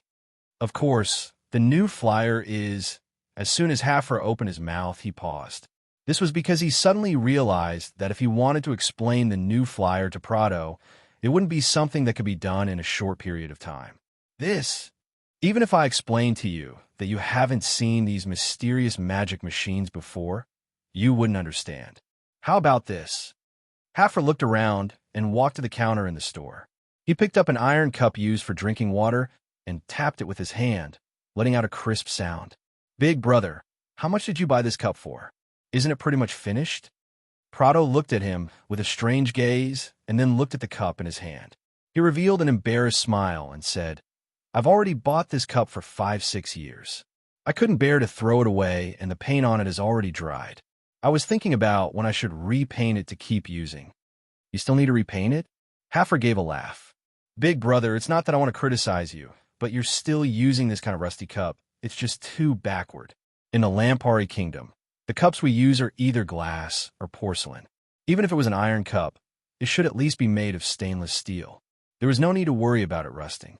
Or you can just use an alloy cup or a plastic cup. That way, you don't have to worry about rusting or painting. Wait, what did you just say? Prado was confused. I can understand glass cups and porcelain cups, but what are these stainless steel cups, alloy cups, and plastic cups? Were they? Hey, big brother, what would you think if I told you that all these things you don't understand were made by New Flyer? Prado's eyes widened. It can't be. How can this New Flyer come up with so many novel things? This is the truth. Hafra said, it's not an exaggeration to say that the great changes in the Lampari Kingdom over the past few years were brought about by the New Flyer. So a normal person like me from the Lampari Kingdom is grateful to the New Flyer from the bottom of my heart. If it wasn't for them, not only would we not be able to live comfortably, we wouldn't even be able to eat our fill like before, not to mention eating meat every day. Seeing that Hafra didn't look like he was joking at all, Prado couldn't help saying in an emotional voice, "If this new flyer is really as good as you say, then it really does make one sigh in praise." Haffer turned to look outside the store and reached out to grab Prado's shoulder. He said with a smile, "All right, big brother, the matter of the new flyer isn't something that can be explained in a short amount of time. It's almost noon, so how about we pack up and go eat lunch first? We could talk while eating?" Haffer suggested. Prado looked at the sky outside the store and found that it was indeed noon, so he nodded.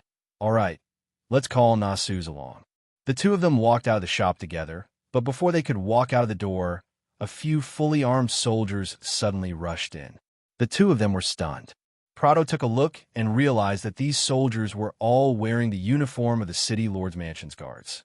He asked in puzzlement, "Sirs, what business do you have here?" The leading soldier, who looked like a captain, glanced at the two of them before his gaze finally landed on Prado. "That is the owner of this store, Prado?" Prado was even more surprised. "It's me." "Sirs, are you looking for me, for something?" "It's not me looking for you. It's the Lord City Lord looking for you. Quickly come with us. The Lord City Lord wants to see you." "Lord City Lord?" Prado called out in surprise. He turned to look at Hafra, both of them looking at each other with a confused expression. The aloof Lord City Lord. Why did he suddenly find a small merchant like Prado? Hashtag in LaRue City's City Lord's Manor. Duchess Windsor and Count Nazaps were sitting across from each other. The atmosphere in the room was a bit silent. Duchess Windsor sipped her tea with a calm expression. Count Nazaps had his head slightly lowered, looking a bit hesitant and even a bit conflicted. After a while, Count Nazaps looked up at Duchess Windsor and narrowed his eyes as he gave a bitter laugh in his heart. Duchess Windsor personally came.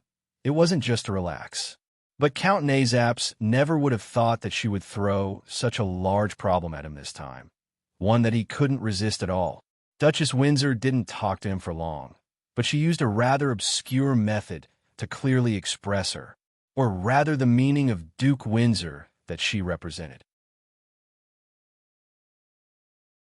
Duke Windsor was very opposed to the trade agreement between the Empire and the Lampari Kingdom. When the Parliament was voting, he had expressed his opposition in front of everyone. However, this decision was passed by the Parliament in the end and was carried out. According to normal results, since the Parliament made the final decision, everyone in the Empire should follow it. But the Kamla Empire was just too big, so it was impossible for everyone to have the same idea. This time, Duke Windsor had a completely different idea. His opposition in the Parliament was ineffective, but that didn't mean that he didn't have other ways to oppose it. The method he chose this time was very intense. Duke Windsor actually decided to ban all goods from the Lampari Kingdom from entering the southern province. This meant that even if the Parliament passed the trade agreement with the Lampari Kingdom, the southern province would still refuse to follow it. Of course, doing this on the surface was no different from going against the Parliament, so Duke Windsor wouldn't do something this stupid. Therefore, he only wanted to make an announcement to the city lords of the various cities in the southern province so that they could cooperate. LaRue City was Duchess Windsor's second stop, so she only made this announcement. As for how to judge, it would be left to Count Nazaps. However, this decision was very hard for Count Nazaps. If he followed the Lord Duke's decision, he would be accused of refusing to follow the Parliament's decision. And if he didn't follow it, Duke Windsor had been the governor of the southern province for 17 years, and the Windsor family had deep roots in this land. Even the royal family had scruples about them, so it could be seen how strong they were. Comparatively speaking, Count Nazaps was a normal city lord without much foundation. If he dared go against Duke Windsor's decision, perhaps he would be kicked out of his city lord position the next day. Count Nazaps, whenever the Duke mentions you in private, he always praises you.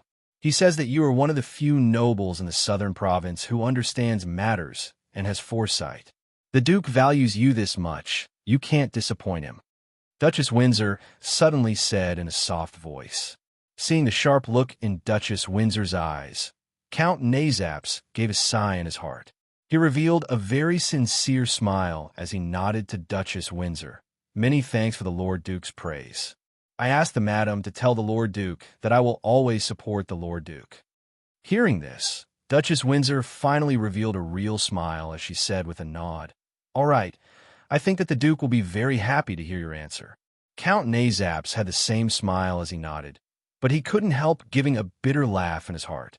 He had already missed a chance. If he had to follow Duke Windsor's decision in the end, he shouldn't have hesitated before. Because this hesitation would leave a bad impression in Duke Windsor's heart, which would affect his future prospects in the southern province.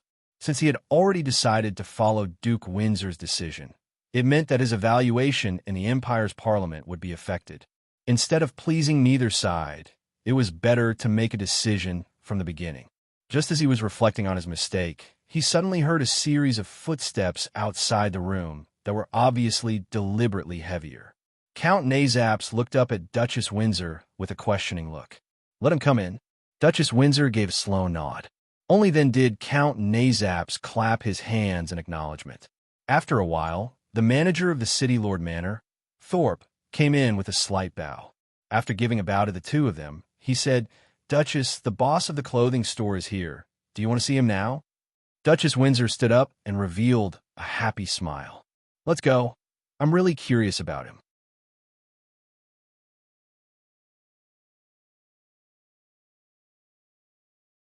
Chapter 889. Haffer turned to look at the sky outside the shop, and a worried look appeared on his face. Prado had been summoned by the Lord City Lord when it was close to lunch, and it was close to 2 in the afternoon, but he still hadn't come back, which really was strange. Properly speaking, even if the Lord City Lord had specially invited Prado to stay for lunch, he should have come back after lunch. It wasn't possible that the Lord City Lord liked him and wanted him to stay for dinner, right? "Uncle, what are we going to do now?" Nasuz on the side gave a bored yawn as he asked Haffer this. Haffer looked at him and waved his hand. "Don't stand guard here. Go out and check the magic car. If everything goes well, we'll be leaving tomorrow or the day after tomorrow. We can't let anything happen to the magic car." Nasuz curled his lips. "What is there to check? The new Flyers things have always been good. There won't be any problems. Just go if I tell you to." Haffer glared at him. Nasuz could only helplessly mutter this before getting up to head out. When he came to the door, several tall figures suddenly came in from outside and completely blocked the door. Nasuz was startled. He focused his eyes and found that these people who had suddenly appeared were all wearing the City Defense Army's uniform and armor. He couldn't help but be shocked. Then he was surprised to find that he recognized the city guard in front. It was Captain Wayne, who had been in charge of guarding the gate when they entered the city 2 days ago. Captain Wayne's eyes swept over Zoo's face before falling on a Hafra, who had just stood up. After looking at Hafra, he nodded and waved his hand, shouting in a low voice, "It's them, grab them." The city guards behind him immediately rushed out like wolves and tigers, firmly grabbing the two of them. "Hey, what are you doing? Did we do something wrong? Why do you have to arrest us?" Nasuz immediately shouted and struggled with all his might. However, he was just a youth who hadn't reached adulthood yet. How could he beat 2 trained city guards? He could only shout out a few words and had no use at all.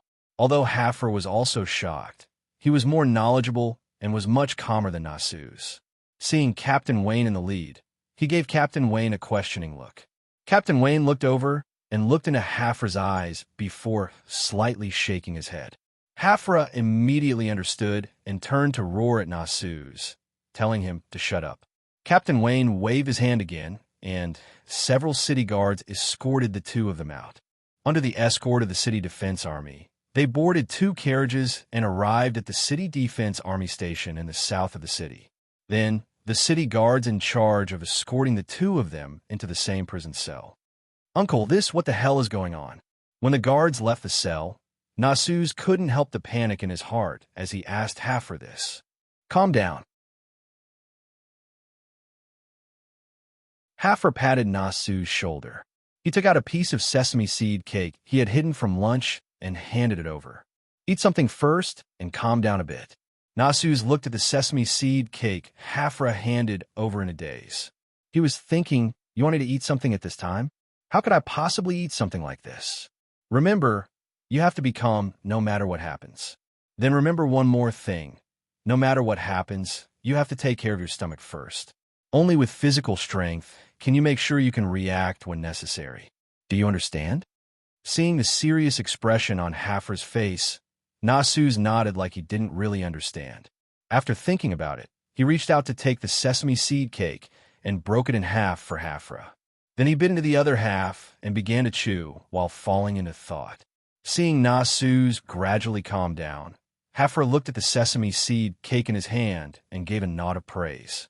This nephew, being able to listen to him and being able to calm down in this kind of situation, even remembering to give him half of the sesame seed cake, he was very satisfied. If he could turn danger into safety this time, he could train him as a successor in the future. After pausing, Hafra put the other half of the sesame seed cake in his mouth. After taking a bite, he began to think while chewing. Although Captain Wayne didn't give him much hints, he could read many meanings from them. First, Captain Wayne directly told him not to act rashly. It was clear that today's matter was too big and he had to be careful. Second, this reaction made Hafra feel much more at ease, because this meant that the problem they encountered wouldn't have any serious consequences and there should still be room to save them. Otherwise, Captain Wayne's expression would have been even more serious.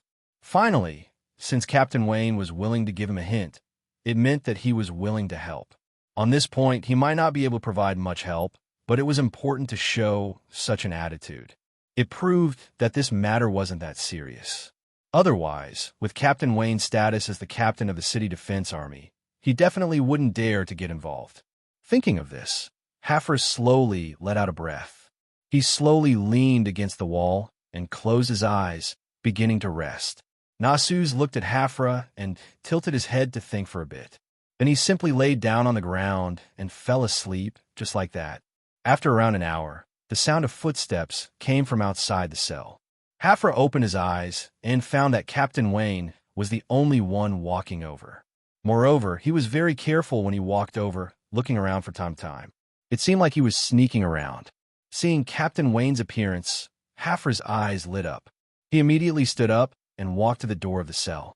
Captain Wayne quickly walked to the side of the cell and saw that Hafra was already waiting inside.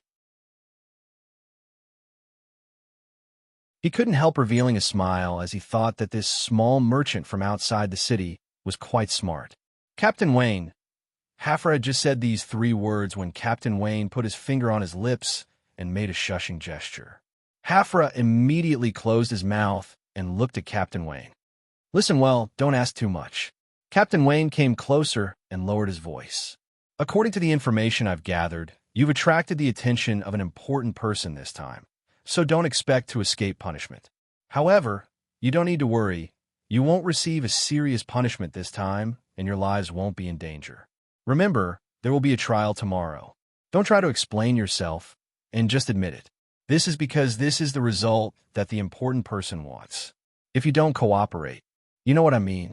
Hearing Captain Wayne's serious words, Hafra nodded with a serious expression. He looked at the situation outside the cell and then reached into his chest. He took out a small bag of money and handed it over to Captain Wayne. Many thanks for Captain Wayne's help. I also ask you to help me ask around about my big brother, who is Prado. Captain Wayne hesitated a bit before putting the bag of money into his chest. I don't know about your big brother, but I've heard that he has only been locked up by the city lord. There shouldn't be any problems. All right, thank you. Remember what I just said. If you want to keep your life, then cooperate. After throwing down these words, Captain Wayne quickly left. Watching Captain Wayne disappear into the cell, Hafra fell into thought for a bit. He turned around and woke up the sleeping Nasu's, whispering to him. ####. 3 days later, Hafra, Prado, and Nasu sat in a horse carriage and quickly left Laru City. Nasu's turned back to look at the high gates of Laru City, and his face was filled with unwillingness. Uncle, are we going back like this? Hafra and Prado looked at each other before giving a sigh and shaking their heads. All right, it's already good that we can leave this time. But not only did they confiscate all the money we earned from selling clothes, they also confiscated our magic cars. Based on what? Nasu's young face was filled with rage. Nasu's face was filled with rage. Could it be that the people of the Kamla Empire don't care about the law? Prado on the side looked a bit awkward, but the anger and dissatisfaction in his heart made it so that he didn't want to refute him at all. 3 days ago, when he was suddenly summoned by the city lord and the noble lady beside him were quite pleasant to him at first, asking him some questions about the clothes he sold. Prado thought that the clothes he sold had attracted the interest of the city lord and the noble lady, so he was very happy. But when he explained that the clothes came from the Lampari kingdom, the noble lady suddenly fell out with him. The city lord had people catch him and send him to jail. Then, after a trial that was clearly just a formality, they were found guilty of fraud and deliberately concealing taxes. In the end, not only was all the income from selling the goods confiscated, even the large transport magic cars that Hafra and Nasus drove to transport the goods were confiscated. Prado's shop in Laru City was sealed because of these two crimes, and Prado lost his qualifications to do business. Calculating it all, their direct economic losses this time were over 5,000 gold coins. Adding the loss of Prado's shop and his qualifications to do business, it was even worse. Prado had worked hard in Laru City for over 10 years, but now he had lost everything in a single night. It could be imagined how big of a blow it was to him. It was a good thing that Hafra, who had also been locked up for 3 days, had comforted him. Hafra said that Prado could go back to the Lampari kingdom with him. Although losing several thousand gold coins this time was a serious blow to Hafra, with the foundation he had built in the Lampari kingdom over the years, he could still keep going after going back. Moreover, this was a big blow to them, but Hafra and Prado were certain that the Lampari kingdom had large amounts of cheap goods that could be sold for a good price in the Canla Empire. Moreover, they didn't need to worry about sales. This was a very promising and wide market. As long as they grasped it well, they could easily earn back a few thousand gold coins. The only problem was why Laru City was targeting them this time. If this was just Laru City's reaction and was a special case, there wasn't a problem. But if this matter reflected the will of the entire Canla Empire, that was a very serious problem. You're tuning into the Warrior Lore YouTube channel. Don't forget to subscribe and join us on this journey to catch the most captivating stories.